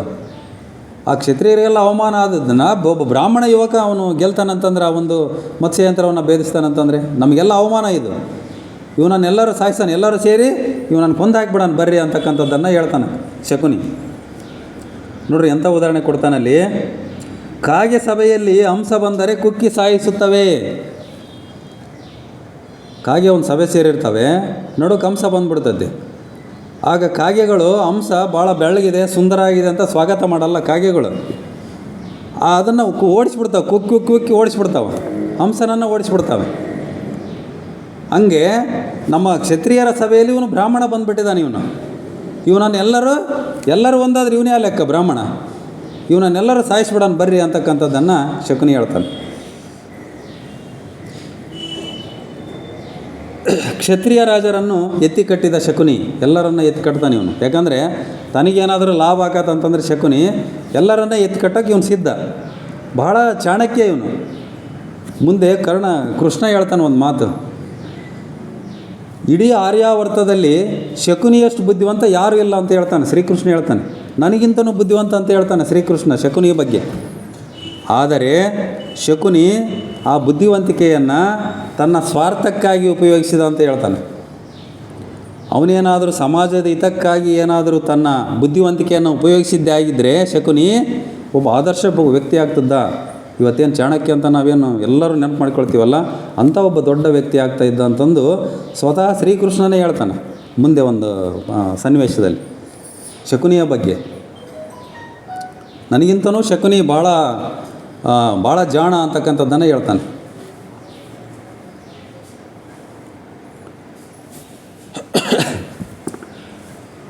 ಅರ್ಜುನನ ವಿರುದ್ಧ ನೋಡ್ರಿ ಎಲ್ಲರೂ ಶಸ್ತ್ರ ಎತ್ಕೊಳ್ರಿ ಅಂತ ಹೇಳ್ತಾನೆ. ಯಾಕಂದರೆ ಕ್ಷತ್ರಿಯರು ಭೂಮಿಯ ರಕ್ಷಕರು. ಮೊದಲಿಂದನೂ ನಾವು ನೋಡಿದ್ದೀವಿ, ಹಿಂದೆ ಮಹಾರಾಜರುಗಳೆಲ್ಲ ಕ್ಷತ್ರಿಯರೇ. ಬಹುತೇಕ ಕ್ಷತ್ರಿಯರು ಅಂದರೆ ನನ್ನ ಅನಿಸಿಕೆ ಈಗಿನ ಮಹಾರಾಷ್ಟ್ರದಲ್ಲಿ ಮರಾಠರು ಅಂತ ಏನು ಹೇಳ್ತಾರಲ್ಲ ಅವ್ರು ಇರ್ಬೋದು ಅಂದ್ಕೊಂಡಿದ್ದೀನಿ. ನಮ್ಮಲ್ಲಿ ಕ್ಷತ್ರಿಯರು ಅಂತಂದು ಇದಾರ ಮೇಡಮ್, ಇದಾರ ಕ್ಷತ್ರಿಯರು? ಹಾಂ ಹೌದಾರಲ್ರಿ? ಹಾಂ ಹಾಂ ರಂಗಾರ್ಯರು ಅಂತಾರಲ್ರಿ? ರೈಟ್. ಹಾಂ, ಭಾವಸಾರ ಕ್ಷತ್ರಿಯ ಸಮಾಜ. ಹಾಂ, ಆ ಕ್ಷತ್ರಿಯರು ಭೂಮಿಯ ರಕ್ಷಕರು. ಇಲ್ಲಿ ಬ್ರಾಹ್ಮಣ ಬಂದು ಅಧರ್ಮ ಮಾಡಿಬಿಟ್ಟಿದ್ದಾನೆ, ಹಂಗಾಗಿ ಎಲ್ಲರೂ ಶಸ್ತ್ರ ಎತ್ಕೊಡ್ರಿ ಅವ್ನು ಸಾಯಿಸ್ಬಿಡೋಣ ಅಂತಕ್ಕಂಥದ್ದನ್ನು ಶಕುನಿ ಹೇಳ್ತಾನೆ. ಆಗ ನೋಡ್ರಿ ಕರ್ಣ ತಡಿತಾನೆ ಅವ್ರನ್ನೆಲ್ಲರನ್ನ. ಇದು ಆಗಲ್ಲ ಕೆಲಸ. ಅಲ್ಲಿ ದ್ರುಪದ ರಾಜನ ಆಸ್ಥಾನ ಅದು. ದ್ರುಪದನ ಆದೇಶ ಇಲ್ದಲೇ ಅಲ್ಲಿ ಏನು ಒಂದು ಉಳ್ಕಡ್ಡಿನೂ ಅಲ್ಲಾಡಲ್ಲ. ಯಾಕಂತಂದ್ರೆ ಅಲ್ಲಿರ್ತಕ್ಕಂಥ ಎಲ್ಲ ರಾಜನನ್ನು ಸೋಲಿಸ್ತಕ್ಕಂಥ ಸಾಮರ್ಥ್ಯ ದ್ರುಪದನಿಗಿರ್ತದೆ. ಬಹಳ ಬಲಶಾಲಿ ದ್ರುಪದ. ಅರ್ಜುನ ಮಾತ್ರ ಸೋಲಿಸಿದ್ದ ಅವನು ಹಿಂದೆ. ದುರ್ಯೋಧನ ಇವ್ರ ಕೈ ಸಹ ಸಾಧ್ಯ ಆಗಿದ್ದಿಲ್ಲ. ದ್ರುಪದನನ್ನು ಎಡೆಮರೆ ಕಟ್ಟಿದ್ದು ಅರ್ಜುನನ ಮಾತ್ರ. ಹಂಗಾಗಿ ಅಲ್ಲಿ ಯಾವುದೇ ರಾಜರು ಸಹ ದ್ರುಪದನ ವಿರುದ್ಧ ಆ ಒಂದು ಯುದ್ಧ ಮಾಡ್ತಕ್ಕಂಥ ಅವನು ಸೋಲಿಸ್ತಕ್ಕಂಥ ಸಾಮರ್ಥ್ಯ ಇಲ್ಲಿರ್ತಕ್ಕಂಥ ಯಾವ ರಾಜರಿಗೂ ಸಹ ಇದ್ದಿಲ್ಲ. ಅವನು ನೋಡ್ರಿ ಕರ್ಣ ಅವನು ಯಾವಾಗಲೂ ಒಬ್ಬ ಧರ್ಮಿಷ್ಠ ಅನ್ನೋದಕ್ಕೆ ಕರ್ಣ ಅದನ್ನು ತಡಿತಾನೆ. ಇಲ್ಲ, ಈ ರೀತಿ ಮಾಡ್ತಕ್ಕಂಥದ್ದಲ್ಲ, ಇದು ದ್ರುಪದನ ಆಸ್ಥಾನ, ನಾವು ಬಂದಿರತಕ್ಕಂಥದ್ದು. ಅವರ ಒಂದು ಕಂಡೀಷನ್ಸ್ ಏನಿದಾವೋ, ಅವರ ಒಂದು ಯಾವ ರೀತಿ ಅವರು ಇದನ್ನು ಸ್ವಯಂವರವನ್ನು ಏರ್ಪಡಿಸಿದಾರೋ, ನಾವೀಗ ನಮ್ಮ ಒಂದು ವಿಚಾರಗಳನ್ನು ಹೇಳಿದ್ದೀವಿ ಅಷ್ಟೇ. ಆದರೆ ಅದಕ್ಕೆ ಅವ್ರು ಸ್ವತಂತ್ರರು, ಯಾವುದೇ ರೀತಿ ನಾವು ಈ ರೀತಿ ಮಾಡಬಾರ್ದು ಅಂತಕ್ಕಂಥದ್ದನ್ನು ಕರ್ಣ ಹೇಳ್ತಾನೆ. ಅವ್ರನ್ನೆಲ್ಲರನ್ನು ತಡೆಯುತ್ತಾನೆ. ಬೇರೆಯವರ ಸಾಮರ್ಥ್ಯವನ್ನು ಗೌರವಿಸಬೇಕು. ನೋಡಿರಿ, ಇದನ್ನು ನಾವು ನಮ್ಮ ಜೀವನದಲ್ಲಿ ಅಳವಡಿಸ್ಕೋಬೇಕಾಗಿದೆ. ಬೇರೆಯವರ ಸಾಮರ್ಥ್ಯವನ್ನು ನಾವು ಗೌರವಿಸಬೇಕು. ಅವಾಗ ಮಾತ್ರ ನಾವು ಬೆಳೆಯೋದಕ್ಕೆ ಸಾಧ್ಯ. ಬೇರೆಯವರ ಸಾಮರ್ಥ್ಯಕ್ಕೆ ನಾವೇನಾದರೂ ಹೊಟ್ಟೆ ಕಿಚ್ಚು ಪಟ್ಕೊಂಡಿದ್ದೆ ಆದರೆ ನಾವು ಸಹ ಬೆಳೆಯೋದಕ್ಕೆ ಸಾಧ್ಯ ಇಲ್ಲ ಅಂತಕ್ಕಂಥದ್ದನ್ನು ಕರ್ಣ ಹೇಳ್ತಾನೆ. ರುಕ್ಮಿಯ ರೋಷಾವೇಶ. ರುಕ್ಮಿ ಕೂಡ ಬಂದಿರ್ತಾನೆ. ಯಾರೋ ಈಗ ಶ್ರೀಕೃಷ್ಣನ ಹೆಂಡತಿಯನ್ನು ರುಕ್ಮಿಣಿ ಅದಾಳಲ್ಲ, ಆ ರುಕ್ಮಿಣಿಯ ಅಣ್ಣ ಅವನು, ರುಕ್ಮಿ ಅಣ್ಣ. ಆ ರುಕ್ಮಿ ಸಹ ಬಂದಿರ್ತಾನೆ. ಅವನಿಗೂ ಇವನ ಮೇಲೆ ಸಿಟ್ಟು. ಯಾಕಂತಂದರೆ ರುಕ್ಮಿಣಿಯನ್ನು ಬೇರೆ ರಾಜರಿಗೆ ಜೊತೆ ವಿವಾಹಕ್ಕೆ ನಿಶ್ಚಯ ಮಾಡಿರ್ತಾರೆ. ಆ ಸಮಯದಲ್ಲಿ ಇವನು ಶ್ರೀಕೃಷ್ಣ ರುಕ್ಮಿಣಿಯನ್ನು ಅಪಹರಣ ಮಾಡ್ಕೊಂಡು ಮದುವೆ ಆಗಿರ್ತಾನೆ. ಅಂದರೆ ಅವರಿಬ್ಬರು ಪ್ರೀತಿ ಮಾಡ್ತಾಯಿರ್ತಾರೆ ಮೊದಲು. ಹಂಗಾಗಿ ಅವನಿಗೆ ಬಹಳ ಸಿಟ್ಟು ಒಂದು ಶ್ರೀಕೃಷ್ಣನ ಮೇಲೆ. ಹಂಗಾಗಿ ಇವನು ಸಹ ರುಕ್ಮಿ ಬಹಳ ರೋಷಾವೇಶದಿಂದ ಹಾರಾಡ್ತಾನೆ ಇವನು. ಹಂಗಾಗಿ ಇವರೆಲ್ಲರೂ ಸಹ ಇವನು ಶಕುನಿ ಏನು ಹೇಳಿದ್ರು ಸಹ ಅಲ್ಲಿ ನಡೆಯಲ್ಲ.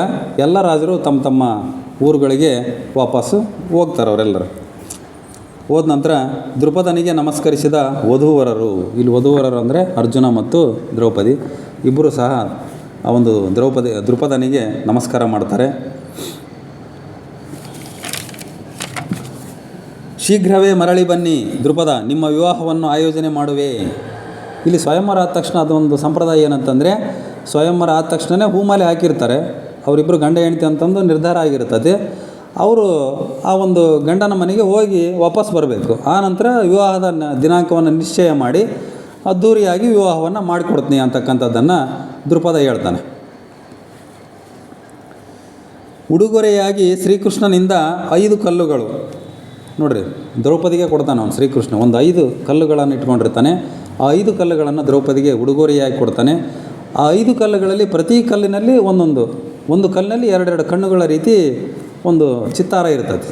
ಅಂಥ ಒಂದು 5 ಕಲ್ಲುಗಳನ್ನು ಆ ಒಂದು ಕೃಷ್ಣ ದ್ರೌಪದಿಗೆ ಉಡುಗೊರೆಯಾಗಿ ಕೊಡ್ತಾನೆ. ಅದರ ಆ ಮರ್ಮ ಏನು ಅಂತಂದು ಮುಂದೆ ಆಕೆಗೆ ಗೊತ್ತಾಗ್ತದೆ. ಅದು ದ್ರೌಪದಿಗೆ ಪ್ರತಿ ಕಲ್ಲಿನಲ್ಲಿ 2 ಕಣ್ಣುಗಳ ರೀತಿಯ ಚಿತ್ತಾರ ಇರ್ತಕ್ಕಂಥದ್ದು. ಅದರಲ್ಲಿ ಒಂದು ಧರ್ಮ, ಒಂದು ಜ್ಞಾನ ಅಂತಕ್ಕಂಥದ್ದು. ಪ್ರತಿ ಕಲ್ಲಿನಲ್ಲಿರ್ತಕ್ಕಂಥ 2 ಕಣ್ಣುಗಳ ಒಂದು ಸಂದೇಶ, ಒಂದು ಧರ್ಮ, ಒಂದು ಜ್ಞಾನ. ಅಂದರೆ ಪ್ರತಿಯೊಬ್ಬರಲ್ಲಿ ಸಹ ಒಂದು ಧರ್ಮದ ಜ್ಞಾನ ಇರಬೇಕು ಅಂತಕ್ಕಂಥದ್ದು.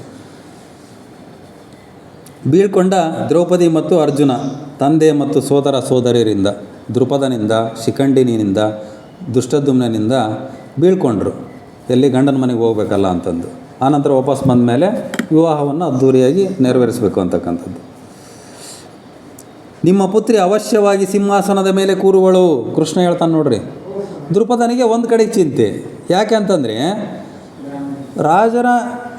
ರಾಜನ ಮಗಳು ರಾಜಕುಮಾರಿ ಸ್ವಯಂವರವನ್ನು ಏರ್ಪಡಿಸಿದ್ದೀವಿ, ಆಕೆ ಯಾವುದೋ ಒಬ್ಬ ರಾಜನ ಹೆಂಡತಿ ಆಗ್ತಾಳೆ ಅಂತಕ್ಕಂಥದ್ದು ನಿರೀಕ್ಷೆ ಇತ್ತು. ಆದರೆ ಯಾವ ರಾಜರಿಗೂ ಸಹ ಈ ಒಂದು ಪರೀಕ್ಷೆ ಗೆಲ್ಲಕ್ಕಾಗಲಿಲ್ಲ, ಸಾಮರ್ಥ್ಯ ಆಗಲಿಲ್ಲ. ಹಂಗಾಗಿ ಒಬ್ಬ ಬ್ರಾಹ್ಮಣ, ಬಡ ಬ್ರಾಹ್ಮಣ, ಅಲ್ಲಿ ಬ್ರಾಹ್ಮಣ ಅಂತಂದರೆ ಬಡ ಬ್ರಾಹ್ಮಣ ಅಂತಲೇ ಹೆಸರು. ಅವ್ರಿಗೇನು ಇರಲ್ಲ, ಏನೋ ಪೂಜೆ ಮಾಡಿಕೊಂಡು ಪುರೋಹಿತಶಾಹಿ ಮಾಡಿಕೊಂಡು ಯಾರೋ ಕೈ ಕೆಳಗೆ ಕೆಲಸ ಮಾಡಿಕೊಂಡು ಇರ್ತಾರೆ ಅನ್ನೋ ಒಂದು ಉದ್ದೇಶ. ಒಬ್ಬ ಬ್ರಾಹ್ಮಣನ ಹೆಂಡ್ತಿಯಾಗಿ ಹೋಗ್ಬಿಟ್ಲಲ್ಲ, ರಾಜಕುಮಾರಿಯಾಗಿರ್ತಕ್ಕಂಥವಳು ಯಾವುದೇ ಒಬ್ಬ ರಾಜನ ಹೆಂಡ್ತಿಯಾಗಿ ರಾಣಿಯಾಗಿ ಪಟ್ಟದ ರಾಣಿಯಾಗಿ ಇರಬೇಕಾಗಿರ್ತಕ್ಕಂಥ ನನ್ನ ಮಗಳು ಇಂಥ ಒಂದು ಪರಿಸ್ಥಿತಿ ಬಂತಲ್ಲ ಅಂತಕ್ಕಂಥ ಒಂದು ಅಳುಕು ಅವನಲ್ಲಿ ದ್ರುಪದನಲ್ಲಿತ್ತು. ಅದನ್ನು ಒಂದು ಅರಿತುಕೊಂಡು ಶ್ರೀಕೃಷ್ಣ ಹೇಳಿದ, ನಿಮ್ಮ ಪುತ್ರಿ ಅವಶ್ಯವಾಗಿ ಮುಂದೆ ಸಿಂಹಾಸನದ ಮೇಲೆ ಕೂರುವಳು, ಅಂದರೆ ಪಟ್ಟದ ರಾಣಿ ಆಗ್ತಾಳೆ ಮುಂದೆ, ಅದಕ್ಕಾಗಿ ಸ್ವಲ್ಪ ಕಾಯಬೇಕು ಅಂತಕ್ಕಂಥದ್ದನ್ನು ಹೇಳಿದೆ. ಯಾವುದೇ ರಾಜ ಆದರೆ ರಾಜನ ಒಬ್ಬ ಹೆಂಡತಿ ಹೇಳ್ತಾರಲ್ಲ, ಆಕೆ ಪಟ್ಟದ ರಾಣಿ ಅಂತಕ್ಕಂಥ. ಇಂದಿನ ನಿರ್ಣಯ ಮತ್ತು ಕರ್ಮಗಳ ಪರಿಣಾಮ ಭವಿಷ್ಯ ಆಗಿದೆ. ಭವಿಷ್ಯ ಅಂದರೆ ಏನು ಅಂತಕ್ಕಂಥದ್ದನ್ನು ಹೇಳ್ತಾನೆ ನೋಡ್ರಿ. ಇಂದಿನ ನಿರ್ಣಯ ಮತ್ತು ಕರ್ಮಗಳ ಆಧಾರದ ಮೇಲೆ ನಾವೇನು ಕೆಲಸ ಮಾಡಬೇಕು, ಏನು ಸಾಧನೆ ಮಾಡೋಕ್ಕಂತಕ್ಕ ಒಂದು ನಿರ್ಣಯ ಮಾಡ್ಕೊಳ್ತೀವಲ್ಲ, ಆ ನಿರ್ಣಯ ಮತ್ತು ನಮ್ಮ ಕರ್ಮದ ಎರಡರ ಆಧಾರದ ಮೇಲೆ ನಮ್ಮ ಭವಿಷ್ಯ ನಿಂತಿದೆ. ಹಂಗಾಗಿ ಮುಂದೆ ಈಕೆಗೆ ಉತ್ತಮ ಭವಿಷ್ಯ ಇದೆ, ಈಕೆ ಮಹಾರಾಣಿ ಆದೇ ಆಗ್ತಾಳೆ ಅಂತಕ್ಕಂಥ ಭವಿಷ್ಯವನ್ನು ಶ್ರೀಕೃಷ್ಣ ನುಡಿದರು. ಭವಿಷ್ಯದಲ್ಲಿ ಸುಖ ಪ್ರಾಪ್ತಿಯಾಗುವುದು, ಈಕೆಗೆ ದ್ರೌಪದಿಗೆ ಭವಿಷ್ಯದಲ್ಲಿ ಸುಖ ಪ್ರಾಪ್ತಿ ಆಗ್ತದೆ. ಈಗ ಕಷ್ಟ ಇರ್ಬೋದು, ಮುಂದೆ ಭವಿಷ್ಯದಲ್ಲಿ ಈಕೆ ಸುಖವಾಗಿರ್ತಾಳೆ ಅಂತಕ್ಕಂಥದ್ದನ್ನು ದ್ರುಪದನಿಗೆ ಶ್ರೀಕೃಷ್ಣ ಸಮಾಧಾನ ಮಾಡ್ತಾನೆ. ಇತ್ತ ಹಸ್ತಿನಾಪುರದಲ್ಲಿ ವಿದುರ ಮತ್ತು ಭೀಷ್ಮ ಮಾತುಕತೆ ಆಡ್ತಾ ಇದ್ದಾರೆ. ಇವ್ರಿಗೆ ಗೊತ್ತಾಯಿತು, ಅಲ್ಲಿ ಕಾಂಪಿಲ್ಯ ನಗರದಲ್ಲಿ ಆ ಒಂದು ದ್ರೌಪದಿಯ ಸ್ವಯಂವರದಲ್ಲಿ ಅರ್ಜುನನೇ ಗೆದ್ದಾನೆ ಅಂತಕ್ಕಂಥದ್ದು ಗೊತ್ತಾಯಿತು ಭೀಷ್ಮರಿಗೆ ಮತ್ತು ವಿದುರರಿಗೆ. ಹಂಗಾಗಿ ಅವ್ರನ್ನ ವಾಪಸ್ ಕರೆತರಬೇಕು ನಾವು ಅಂತಕ್ಕಂಥ ವಿಚಾರವನ್ನು, ಚಿಂತನೆಯನ್ನು ಅವರಿಬ್ಬರು ಮಾಡ್ತಾಯಿದ್ದಾರೆ. ಯಾಕಂತಂದರೆ ಪಾಂಡವರ ಬಗ್ಗೆ ಸಹಾನುಭೂತಿ ಇರ್ತಕ್ಕಂಥ ವ್ಯಕ್ತಿಗಳು ಹಸ್ತಿನಾಪುರದಲ್ಲಿ ಯಾರಾದರೂ ಇದ್ದರೆ ಇವರಿಬ್ಬರೇ, ಭೀಷ್ಮ ಮತ್ತು ವಿದುರ. ಇವರು ಬಹಳ ಧರ್ಮಜ್ಞಾನಿಗಳು, ಧರ್ಮದ ಹಾದಿಯಲ್ಲಿ ನಡೀತಕ್ಕಂಥವರು. ಹಂಗಾಗಿ ಆ ಒಂದು ಪಾಂಡವರನ್ನು ನಾವು ವಾಪಸ್ ಕರ್ಕೊಂಡು ಬರಬೇಕು, ಮತ್ತು ಒಂದು ಧರ್ಮದ ರಾಜ್ಯವನ್ನು ಸ್ಥಾಪನೆ ಮಾಡಬೇಕು ಯುಧಿಷ್ಠಿರನ ನೇತೃತ್ವದಲ್ಲಿ ಅಂತಕ್ಕಂಥದ್ದು ಭೀಷ್ಮರ ಮತ್ತು ವಿದುರನ ಆಲೋಚನೆ. ಅವರನ್ನು ಹಸ್ತಿನಾಪುರಕ್ಕೆ ಕರೆದುತ್ತಾ ಭೀಷ್ಮ ಹೇಳ್ತಾನೆ ನೋಡ್ರಿ ವಿದುರರಿಗೆ, ಮಹಾಮಂತ್ರಿ ಇವನು ವಿದುರ, ಅವರನ್ನು ಹಸ್ತಿನಾಪುರಕ್ಕೆ ಕರ್ಕೊಂಬಂದ್ಬಿಡು, ಯುಧಿಷ್ಠಿರನನ್ನು ರಾಜನನ್ನಾಗಿ ಮಾಡಿಬಿಡೋಣ ಅಂತಕ್ಕಂಥದ್ದನ್ನು ಭೀಷ್ಮರು ಹೇಳ್ತಾರೆ. ಯಾಕಂತಂದ್ರೆ ಇಲ್ಲಿವರೆಗೆ ಅವರಿಗೂ ಗೊತ್ತಿದ್ದಿಲ್ಲಲ್ಲ, ಪ್ರಕಟ ಆಗಿದ್ದಿಲ್ಲ ಇವರು ಪಾಂಡವರು. ಆ ಒಂದು ಅರಗಿನ ಮನೆಯಲ್ಲಿ ಏನು ಸುಟ್ಟೋದ್ರಲ್ಲ, ಅಲ್ಲಿಂದ ಇಲ್ಲಿವರೆಗೂ ಸಹ ಅವರು ಪ್ರಕಟವಾಗಿದ್ದಿಲ್ಲ, ಗೊತ್ತಾಗಿದ್ದಿಲ್ಲ. ಪಾಂಡವರು ಅಲ್ಲಿ ಸತ್ತೋದ್ರು ಅಂತಾರೆ ಎಲ್ಲರೂ ತಿಳ್ಕೊಂಡಿದ್ರು. ಆದರೆ ಈಗ ಪ್ರಕಟ ಆದ್ರಲ್ಲ, ಹಂಗಾಗಿ ಅವ್ರನ್ನ ಕರ್ಕೊಂಬ ಅಂತಂದು ವಿದುರನಿಗೆ ಹೇಳ್ತಾರೆ ಇವರು. ಇತ್ತ ಆ ಒಂದು ಕಾಂಪಿಲ್ಯದಿಂದ ಇವರೇನು ಹೊರಡ್ತಾರಲ್ಲ, ತನ್ನ ತಾಯಿ ನೋಡ್ಬೇಕಂತ ಹೊರಟ್ರು ಇವರೆಲ್ಲರೂ ಪಾಂಡವರು, ಜೊತೆಗೆ ದ್ರೌಪದಿಯನ್ನು ಕರ್ಕೊಂಡು ಹೊಂಟರು. ಕಾಡಿನಲ್ಲಿ ಬರ್ತಾ ಇದ್ದಾರೆ ನಡ್ಕೊಂಡು, ಕಾಡಿನಲ್ಲಿ ಪ್ರಯಾಣ. ಇವರನ್ನು ಕಾಂಪಿಲ್ಯ ಕರ್ಕೊಂಬಂದಿದ್ದೆ ಪಾಂಡವರನ್ನು ಒಬ್ಬ ಬಟುಕೇಶ್ವರ ಅಂತ ಒಬ್ಬ ಬ್ರಾಹ್ಮಣ. ಅವನು ಹೆಳವ, ಕಾಲು ಇದ್ದಿಲ್ಲ. ಹೆಳವ ಅಂತಂದರೆ ಕಾಲಿರ್ತವೆ, ನಡೆಯೋಕ್ಕೆ ಶಕ್ತಿ ಇರಲ್ಲ ಅಂತ ಒಬ್ಬ ವ್ಯಕ್ತಿ. ಆ ವ್ಯಕ್ತಿಯನ್ನು ಭೀಮ ಹೊತ್ಕೊಂಡು ಬಂದಿರ್ತಾನೆ. ಆ ಬಟುಕೇಶ್ವರ ಇವ್ರನ್ನೆಲ್ಲ ಕರ್ಕೊಂಬಂದಿರ್ತಾರೆ, ಬರ್ರಿ ಅಲ್ಲಿಗೆ ಹೋಗೋಣ, ಕಾಂಪಿಲ್ಯಕ್ಕೆ ಹೋದರೆ ಬೇಕಾದಷ್ಟು ದಾನ ಸಿಗ್ತತಿ, ನಿಮಗೇನು ಬೇಕೋ ಎಲ್ಲ ಸಿಗ್ತದೆ ಬರ್ರಿ ಅಂತಂದು ಇವ್ರನ್ನ ಕರ್ಕೊಂಬಂದಿರ್ತಾನೆ. ಯಾಕಂತಂದ್ರೆ ಬ್ರಾಹ್ಮಣರು ಅಂದರೆ ದಾನ ಇಸ್ಕೊಳ್ತಕ್ಕಂಥವ್ರು ಅಂತಕ್ಕಂಥದ್ದು. ಹಂಗಾಗಿ ವಾಪಸ್ ಬರುವಾಗ ಆ ಕಾಂಪಿಲ್ಯದ ದ್ರುಪದನಿಂದ ಅನೇಕ ದಾನಗಳನ್ನು, ಬೆಳ್ಳಿ ಬಂಗಾರಗಳನ್ನು ಎಲ್ಲ ಇಸ್ಕೊಂಡು ಬಂದಿರ್ತಾರೆ ಇವರು ಬ್ರಾಹ್ಮಣರೆಲ್ಲರೂ ಸೇರಿ. ಹಂಗಾಗಿ ಇವರೆಲ್ಲ ವಾಪಸ್ಸು ಬರ್ತಾಯಿದ್ದಾರೆ. ಜೊತೆಗೆ ಆ ಬಟುಕೇಶ್ವರನನ್ನು ಸಹ ಕರ್ಕೊಂಡು ಬರ್ತಾಯಿದ್ದಾರೆ. ಅವನು ಹೊತ್ಕೊಂಡು, ಭೀಮ್ ಹೊತ್ಕೊಂಡಿದ್ದಾನೆ, ಕರ್ಕೊಂಡು ಬರ್ತಾಯಿದ್ದಾರೆ. ಅರ್ಜುನ ದ್ರೌಪದಿ ಮಾತಾಡ್ಕೊಳ್ತಾ ಬರ್ತಾಯಿದ್ದಾರೆ. ಹಿಡಂಬಿಯು ವಿವಾಹ ಪ್ರಸ್ತಾಪಿಸಿದ ದ್ರೌಪದಿ. ಆ ದ್ರೌಪದಿಗೆ ಕೆಲವೊಂದು ವಿಚಾರಗಳು ಕೃಷ್ಣನಿಂದ ಗೊತ್ತಾಗಿದ್ದು. ಹಿಡಂಬನ ವಿಚಾರವನ್ನು ಪ್ರಸ್ತಾಪ ಮಾಡ್ತಾಳೆ. ಹಿಡಂಬ ಸತ್ನಲ್ಲ, ಅದನ್ನು ಸಾಯಿಸಿದ್ದು ಯಾರು ಅಂತಕ್ಕಂಥ ವಿಚಾರವನ್ನು ಇವರಿಂದಲೇ ಬರಲಿ ಅಂತಕ್ಕಂಥದ್ದನ್ನು ಕೇಳ್ತಾಳೆ. ಆಮೇಲೆ ಹಿಡಂಬಿಯ ಆ ಒಂದು ವಿವಾಹ ಆಗಿತ್ತಲ್ಲ ಭೀಮನೊಂದಿಗೆ, ಹಿಡಂಬಿಯ ವಿವಾಹ ಆಯ್ತಂತೆಲ್ಲ ಅಂತಕ್ಕಂಥ ಎಲ್ಲ ವಿಚಾರಗಳನ್ನು ಆಕಿ ಕೇಳ್ತಾಳೆ, ಅರ್ಜುನನಿಗೆ ಕೇಳ್ತಾಳೆ.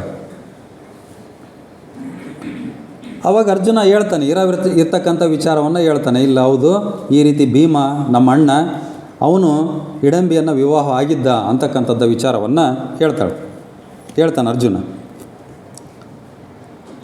ಹಾಗಾದರೆ ನಾನು ರಾಕ್ಷಸನೊಂದಿಗೆ ವಿವಾಹವಾಗಿರುವೆನೇ? ದ್ರೌಪದಿ ಕೇಳ್ತಾಳೆ ನೋಡ್ರಿ. ಈಗ ಭೀಮ ಹಿಡಂಬಿ ಮದುವೆ ಆಗ್ಯಾನೆ ರಾಕ್ಷಸಿಯನ್ನು, ಅಂದರೆ ಇವನು ರಾಕ್ಷಸ ಆದಂಥ ಭೀಮನ ತಮ್ಮ ಅರ್ಜುನ, ಇವನು ರಾಕ್ಷಸ ಅಲ್ಲ. ಹಂಗಾದ್ರೆ ನಾನು ರಾಕ್ಷಸನೊಂದಿಗೆ ವಿವಾಹ ಆಗಿಬಿಟ್ನೇನು ಅಂತ ಕೇಳ್ತಾಳೆ ಆಕೆ.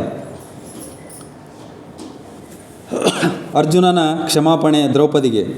ಅವಾಗ ನಿಜ ಹೇಳ್ತಾನೆ ಅರ್ಜುನ, ನಾವು ಕ್ಷತ್ರಿಯರು, ನಾವೇ ಪಾಂಡವರು ಅಂತಕ್ಕಂಥ ವಿಚಾರ ಆಕೆಗೆ ಗೊತ್ತಿರ್ತದೆ ಆಲ್ರೆಡಿ, ಕೃಷ್ಣ ಹೇಳಿರ್ತಾನೆ.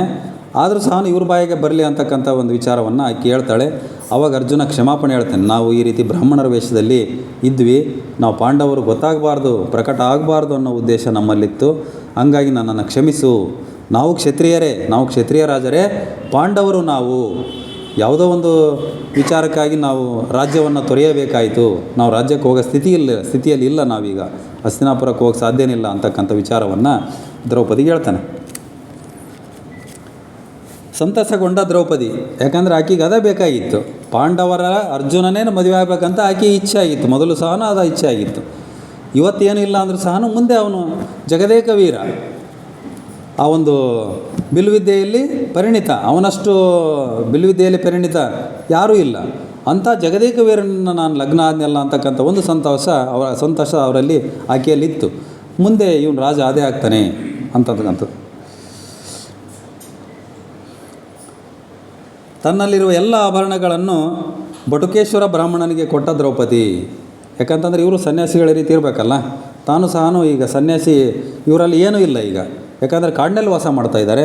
ಹಂಗಾಗಿ ನಾನು ಈ ಬೆಲೆ ಬಾಳ್ತಕ್ಕಂಥ ಆಭರಣಗಳನ್ನು ಧರಿಸ್ತಕ್ಕಂಥದ್ದು ಸೂಕ್ತ ಅಲ್ಲ ಅಂತಕ್ಕಂಥದ್ದನ್ನು ಎಲ್ಲ ಬಟುಕೇಶ್ವರನಿಗೆ ಕೊಟ್ಟು ಅವನ್ನ ಕಳಿಸಿಬಿಟ್ರು, ಬಟುಕೇಶ್ವರ ಬ್ರಾಹ್ಮಣನನ್ನು.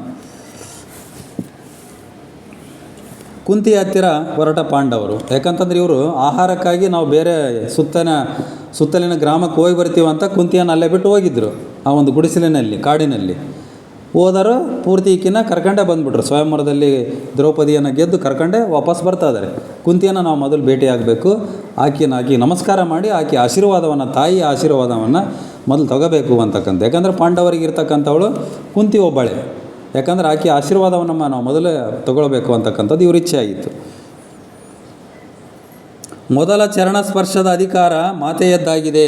ನೋಡ್ರಿ, ಯುಧಿಷ್ಠಿರ ಹೇಳ್ತಾನೆ, ಈಗ ಒಂದು ಒಳ್ಳೆಯ ಒಂದು ಕೆಲಸ ಆಗಿದೆ, ಇಲ್ಲಿ ಮದುವೆ ಆಗಿದೆ, ಸ್ವಯಂವರವನ್ನು ಗೆದ್ದಿದ್ದಾನೆ ಅರ್ಜುನ. ಮೊದಲು ನಾವು ಯಾರ ಆಶೀರ್ವಾದ ತಗೋಬೇಕಂತಂದರೆ ತಾಯಿ ಆಶೀರ್ವಾದ ತಗೋಬೇಕು. ಯಾಕಂದರೆ ನಮ್ಮ ಹಿತೈಷಿ ಆಕೆ ತಾಯಿ ಆಶೀರ್ವಾದವನ್ನೇ ಮೊದಲು ನಾವು ತಗೋಬೇಕು ಅಂತಕ್ಕಂಥದ್ದು ಯುಧಿಷ್ಠಿರನ ಒಂದು ಚಿಂತನೆ. ಅಶುಭದ ಮುನ್ಸೂಚನೆ ಸಹದೇವನಿಗೆ. ಇವನಿಗೆ ಮುಂದೆ ಕೆಲವೇ ಕ್ಷಣಗಳಲ್ಲಿ ಆಗ್ತಕ್ಕಂಥ ಒಂದು ಅಶುಭ ಇವನಿಗೆ ಗೊತ್ತಾಗ್ತಾ ಇತ್ತು, ಬಟ್ ಏನಂತ ಗೊತ್ತಾಗ್ತಾ ಇದ್ದಿಲ್ಲ. ಏನೋ ಒಂದು ತೊಂದರೆ ಆಗ್ತೈತೆ, ಈಗ ನಮಗೇನೋ ಒಂದು ತೊಂದರೆ ಆಗ್ತೈತೆ, ಇಷ್ಟು ಭವಿಷ್ಯದ ಜ್ಞಾನ ಇತ್ತು ಅವನಿಗೆ, ಸಹದೇವನಿಗೆ. ಇವರು ಮುಂದೆ ಹೋಗಿದ್ದಾರೆ, ಯುಧಿಷ್ಠಿರ, ಅರ್ಜುನ, ದ್ರೌಪದಿ ಮುಂದೆ ಹೋಗಿದ್ದಾರೆ ಆಲ್ರೆಡಿ. ಇವನು ಹಿಂದೆ ಅದಾನೆ, ಸಹದೇವ ಓಡಿ ಹೋಗ್ತಾ ಇದ್ದಾನೆ. ಇದನ್ನೇನಾದರೂ ತಪ್ಪಿಸ್ಬೇಕು, ನಾನು ಮುಂದೆ ಆಗ್ತಕ್ಕಂಥ ಅನಾಹುತವನ್ನು ತಪ್ಪಿಸ್ಬೇಕು ಅಂತ ಓಡಿ ಹೋಗ್ತಾ ಇದ್ದಾನೆ ಸಹದೇವ. ಭವಿಷ್ಯದ ಜ್ಞಾನ ಅಂತಂದರೆ ಪೂರ್ತಿ ಗೊತ್ತಾಗಲ್ಲ ಅವನಿಗೆ. ಒಟ್ಟು ಏನೋ ಅನಾಹುತ ಆಗ್ತದೆ, ನಮ್ಮ ಕುಟುಂಬಕ್ಕೆ ಏನೋ ಅನಾಹುತ ಆಗ್ತದೆ, ಇದನ್ನು ತಪ್ಪಿಸ್ಬೇಕು, ಅಲ್ಲಿ ಏನಾದರೂ ಸಮಸ್ಯೆ ಆದರೆ ನಾನೇ ಮುಂಚೆ ಹೋಗಿ ತಪ್ಪಿಸ್ಬೇಕು ಅಂತ ಓಡಿ ಹೋಗ್ತದಾನೆ. ಇಲ್ಲಿ ಕಣ್ಣು ಮುಚ್ಚಿ ಹಾಕಿ ಧ್ಯಾನ ಮಾಡ್ತಾ ಇದ್ದಾಳೆ ಕುಂತಿ ಮನೆಯಲ್ಲಿ, ಕುಟೀರದಲ್ಲಿ, ಗುಡಿಸಲು, ಕಾಡಿನಲ್ಲಿ ಏನು ಗುಡಿಸಲು ಹಾಕಿ ಕೊಟ್ಟಿದ್ರಲ್ಲ ಆ ಗುಡಿಸಲಿನಲ್ಲಿದ್ದಾಳೆ. ಇವರು ಹೋಗ್ತಾರೆ, ಎಂಟ್ರಿ ಆಗ್ತಾರೆ ಇವರು. ಯುಧಿಷ್ಠಿರ ಫಸ್ಟ್ ಹೋಗ್ತಾನೆ. ಯುಧಿಷ್ಠಿರ ಹೇಳ್ತಾನೆ, ಮಾತೆ ನಮಗೆ ದಾನ ಸಿಕ್ಕಿದೆ ಅಂತ ಹೇಳ್ತಾನೆ ಅವನು. ಆಕೆ ಕಣ್ಣು ಮುಚ್ಕೊಂಡಾಳು, ನೋಡ್ತಾ ಇಲ್ಲ, ಕಣ್ಣು ತೆಗೆದಿಲ್ಲ ಆಕೆ. ಮಾತೆ ನಮಗೆ ದಾನ ಸಿಕ್ಕಿದೆ. ಯಾಕಂತಂದ್ರೆ ಇವ್ರು ಏನೋ ಒಂದು ಬೇಡ್ಕೊಂಡು ಆಹಾರಕ್ಕೆ ಇನ್ನೊಂದು ಉದ್ದೇಶಕ್ಕೆ ಹೋಗಿದ್ದರು ಹೊರಗಡೆ ಬೇರೆ ಗ್ರಾಮಕ್ಕೆ. ನಾವು ಬ್ರಾಹ್ಮಣರಂತಂದು ನಮಗೆ ದಾನನೇ ಕೊಟ್ಬಿಟ್ಟಿದ್ದಾರೆ, ನಮಗೆ ಒಂದು ದೊಡ್ಡ ದಾನ ಸಿಕ್ಕಿದೆ ಅಂತ ಹೇಳ್ತಾನೆ ಇವನು ತಪ್ಪು ಮಾಡಿದ ಅಲ್ಲಿ ಯುಧಿಷ್ಠಿರ. ಅವನು ಕ್ಲಿಯರಾಗಿ ಹೇಳ್ಬೇಕಾಗಿತ್ತು, ಹೇಳಲಿಲ್ಲ. ನಮಗೆ ದಾನ ಸಿಕ್ಕಿದೆ ಅಂತ ಹೇಳ್ತಾನೆ ಅಷ್ಟೇ. ಆಕೆ ಕಣ್ಣು ಮುಚ್ಕೊಂಡೇ ಅದಾಳೆ ಕುಂತಿ. ಏನೇ ದೊರೆತಿದ್ದರೂ 5 ಸಮಾನವಾಗಿ ಹಂಚಿಕೊಳ್ಳಿ. ಕಣ್ಣು ಮುಚ್ಕೊಂಡು ಹೇಳ್ತದಾಳೆ ಆಕೆ. ಏನೇ ದೊರೆತಿದ್ದರೂ 5 ಸಮಾನವಾಗಿ ಹಂಚಿಕೊಳ್ಳಿ. ಇವರು ಶಾಕ್ ಆಗಿಬಿಡ್ತು ಯುಧಿಷ್ಠಿರನಿಗೆ, ಪಾಂಡವರಿಗೆ. ಮತ್ತೆ ಹೇಳ್ತಾನೆ ಯುಧಿಷ್ಠಿರ, ಮಾತೆ ಅರ್ಜುನನಿಗೆ ದಾನ ಸಿಕ್ಕಿದೆ ಅಂತ ಹೇಳ್ತಾನೆ. ಮತ್ತೆ ನಮಗೆಲ್ಲರಿಗೆಲ್ಲ ಅರ್ಜುನನಿಗೆ ದಾನ ಸಿಕ್ಕಿದೆ ಅಂತ ಹೇಳ್ತಾನೆ. ಅವಾಗ ಆಕೆ ಏನು ಹೇಳ್ತಾಳೆ, ಕಣ್ ತೆಗೆಯಲ್ಲಾಕಿ. ಏನೇ ದೊರೆತಿದ್ದರೂ ಅರ್ಜುನನಿಗೆ ದೊರೆಯಲಿ, ಏನೇ ದೊರೆತಿದ್ದರೂ 5 ಸಮಾನವಾಗಿ ಹಂಚಿಕೊಳ್ಳಿ. 5 ಸಮಾನ ಅಧಿಕಾರ ಇದೆ. ಇವನು ಅರ್ಜುನನಿಗೆ ಒಂದೇ ಸಿಕ್ತು ಅಂತ ಹೇಳ್ದ, ಆದರೂ ಆ ಕಣ್ಣು ಮುಚ್ಕೊಂಡು ಹೇಳ್ತಾ ಇದ್ದಾಳೆ, ಅರ್ಜುನನಿಗೆ ಸಿಗಲಿ, ಅದು ಅರ್ಜುನನಿಗೆ ಏನು ಸಿಕ್ಕರೂ ಸಹ ಐವರಿಗೆ ಅಧಿಕಾರ ಐತೆ ನಿಮಗೆ, ಐವರು ಸಮಾನರು, ಐವರು ಹಂಚಿಕೊಳ್ಳಿ ಅಂತ ಹೇಳ್ತದಾಳೆ ಈಕೆ ಕುಂತಿ. ಪಾಂಡವರಿಗೆ ಆಘಾತ ಆಗಿಬಿಡ್ತು, ಏನು ಮಾಡಬೇಕಂತ ತೋಚ್ತಾ ಇಲ್ಲ. ದ್ರೌಪದಿ ಸ್ತಂಭೀಭೂತಳಾಗಿಬಿಟ್ಲು.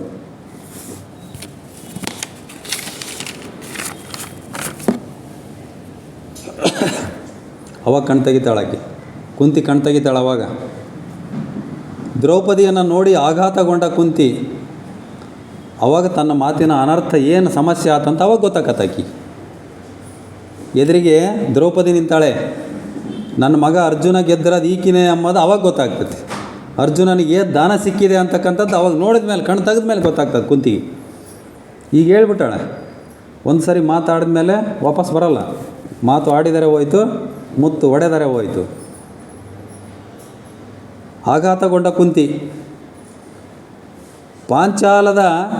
ಪಾಂಚಾಲ ರಾಜ್ಯದ ದೃಪದನ ಮಗಳು ದ್ರೌಪದಿ ನಮಗೆ ದಾನವಾಗಿ ದೊರೆತಿದ್ದಾಳೆ ಅಂತ ಹೇಳಿದ ಯುಧಿಷ್ಠಿರ. ಅವಾಗ ಅರ್ಜುನ ಹೇಳ್ತಾನೆ, ಇದು ದೃಪದನ ಮಗಳು ದ್ರೌಪದಿ ನಮಗೆ ದಾನವಾಗಿ ದೊರೆತಿದ್ದಾಳೆ, ಸ್ವಯಂವರನ್ನು ನಾನು ಗೆದ್ದಿದ್ದೀನಿ ಅಂತ ಅರ್ಜುನ ಹೇಳ್ತಾನೆ. ಅವಾಗ ನಿಮ್ಮ ಪುತ್ರವಧುವನ್ನು ಹಂಚಿಕೊಳ್ಳಲು ಆದೇಶ ನೀಡಿದರು ಹೇಗೆ?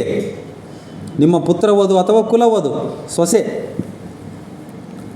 ನಿಮ್ಮ ಸೊಸೆ ಹಾಕಿ ನಾನು ಸ್ವಯಂವರದಲ್ಲಿ ಗೆದ್ದಿದ್ದೀನಿ, ಕನ್ಯಾದಾನವನ್ನು ಕೊಟ್ಟಿದ್ದಾನೆ ಪಾಂಚಾಲ ರಾಜ ದೃಪದ. ಆಕೆಯನ್ನು ನೀವು ಹಂಚಿಕೊಳ್ಳೋಕೆ ಹೇಳಿದ್ರಿ, 5 ಜನ ಹಂಚಿಕೊಳ್ರಿ ಅಂತ ಹೇಳಿದ್ರಿ. ಹೆಂಗೆ ಇದು, ಹೆಂಗೆ ಮಾಡ್ಬೇಕು ನಾವು ಅಂತ ಅರ್ಜುನ ಪ್ರಶ್ನೆ ಕೇಳ್ತಾ ಇದ್ದಾನೆ ತಾಯಿಯನ್ನು. ಆದೇಶ ನೀಡಿಬಿಟ್ರಿ ನೀವು, 2 ಸರಿ ಹಂಗೆ ಹೇಳಿದ್ರಿ, 5 ಸಮಾನ ಹಂಚ್ಕೊಳ್ರಿ, 5 ಸಮಾನ ಅಧಿಕಾರ ಇದೆ ನಿಮಗೆ, ಏನೇ ಸಿಗಲಿ ಹಂಚ್ಕೊಳ್ರಿ ಅಂತ ಹೇಳ್ಬಿಟ್ರಿ, ಹೆಂಗೆ ಅಂತ ಅರ್ಜುನ ಕೇಳ್ತಾನೆ. ದುಃಖಿತಳಾದ ಕುಂತಿ, ಆಕೆಗೂ ಗೊತ್ತಿಲ್ಲ ಪಾಪ, ಕಣ್ಣು ಮುಚ್ಕೊಂಡಿದ್ದಲ್ಲ, ಆಕೆಗೂ ದೊಡ್ಡ ಸಮಸ್ಯೆ ಆಗ್ಬಿಡ್ತು. ಎಂಥ ತಪ್ಪು ಮಾಡಿಬಿಟ್ನಲ್ಲ ನಾನು, ಭಾಳ ಪಶ್ಚಾತ್ತಾಪ ಪಡ್ತಾಳೆ. ಸ್ತ್ರೀಯನ್ನು ದಾನ ಎಂದೇಕೆ ಹೇಳಿದೆ ಕುಂತಿ ಕೇಳ್ತಾಳೆ ಯುಧಿಷ್ಠಿರನನ್ನು. ನೀನು ಕನ್ಯಾದಾನ ಅಂತಾನೆ ಹೇಳ್ಬೇಕಾ, ಬರೀ ದಾನ ಅಂತ ಹೇಳಿದಲ್ಲ, ಹೆಂಗೆ ಹೇಳಿದೆ ನೀನು ಅಂತಕ್ಕಂಥದ್ದನ್ನು ಕುಂತಿ ಕೇಳಿದ್ಲು. ಕ್ರೋಧಗೊಂಡ ಯುಧಿಷ್ಠಿರ, ಅವನಿಗೆ ಸಿಟ್ಟು ಬಂದುಬಿಡ್ತು ಯುಧಿಷ್ಠಿರನಿಗೆ. ಅವನು ಭಾಳ ಸಿಟ್ಟಾಗ್ತಾ ಇದ್ದಿಲ್ಲ, ಕೋಪನೇ ಬರ್ತಾ ಇದ್ದಿಲ್ಲ ಅವನಿಗೆ ಯುಧಿಷ್ಠಿರನಿಗೆ. ಅವನಿಗೆ ಭಾಳ ಸಿಟ್ಟು ಬಂದುಬಿಡ್ತಾನೆ ತಾಯಿ ಮೇಲೆ. ಎಂಥ ಅನರ್ಥ ಮಾಡಿಬಿಟ್ಲಲ್ಲ ನನ್ನ ತಾಯಿ, ಎಂಥ ಒಂದು ಅಧರ್ಮದ ಸಮಸ್ಯೆಯಲ್ಲಿ ಸಿಲುಕಾಕ್ಸ್ಬಿಟ್ಲಲ್ಲ ನಮ್ಮನ್ನು ಅಂತಕ್ಕಂಥದ್ದನ್ನು.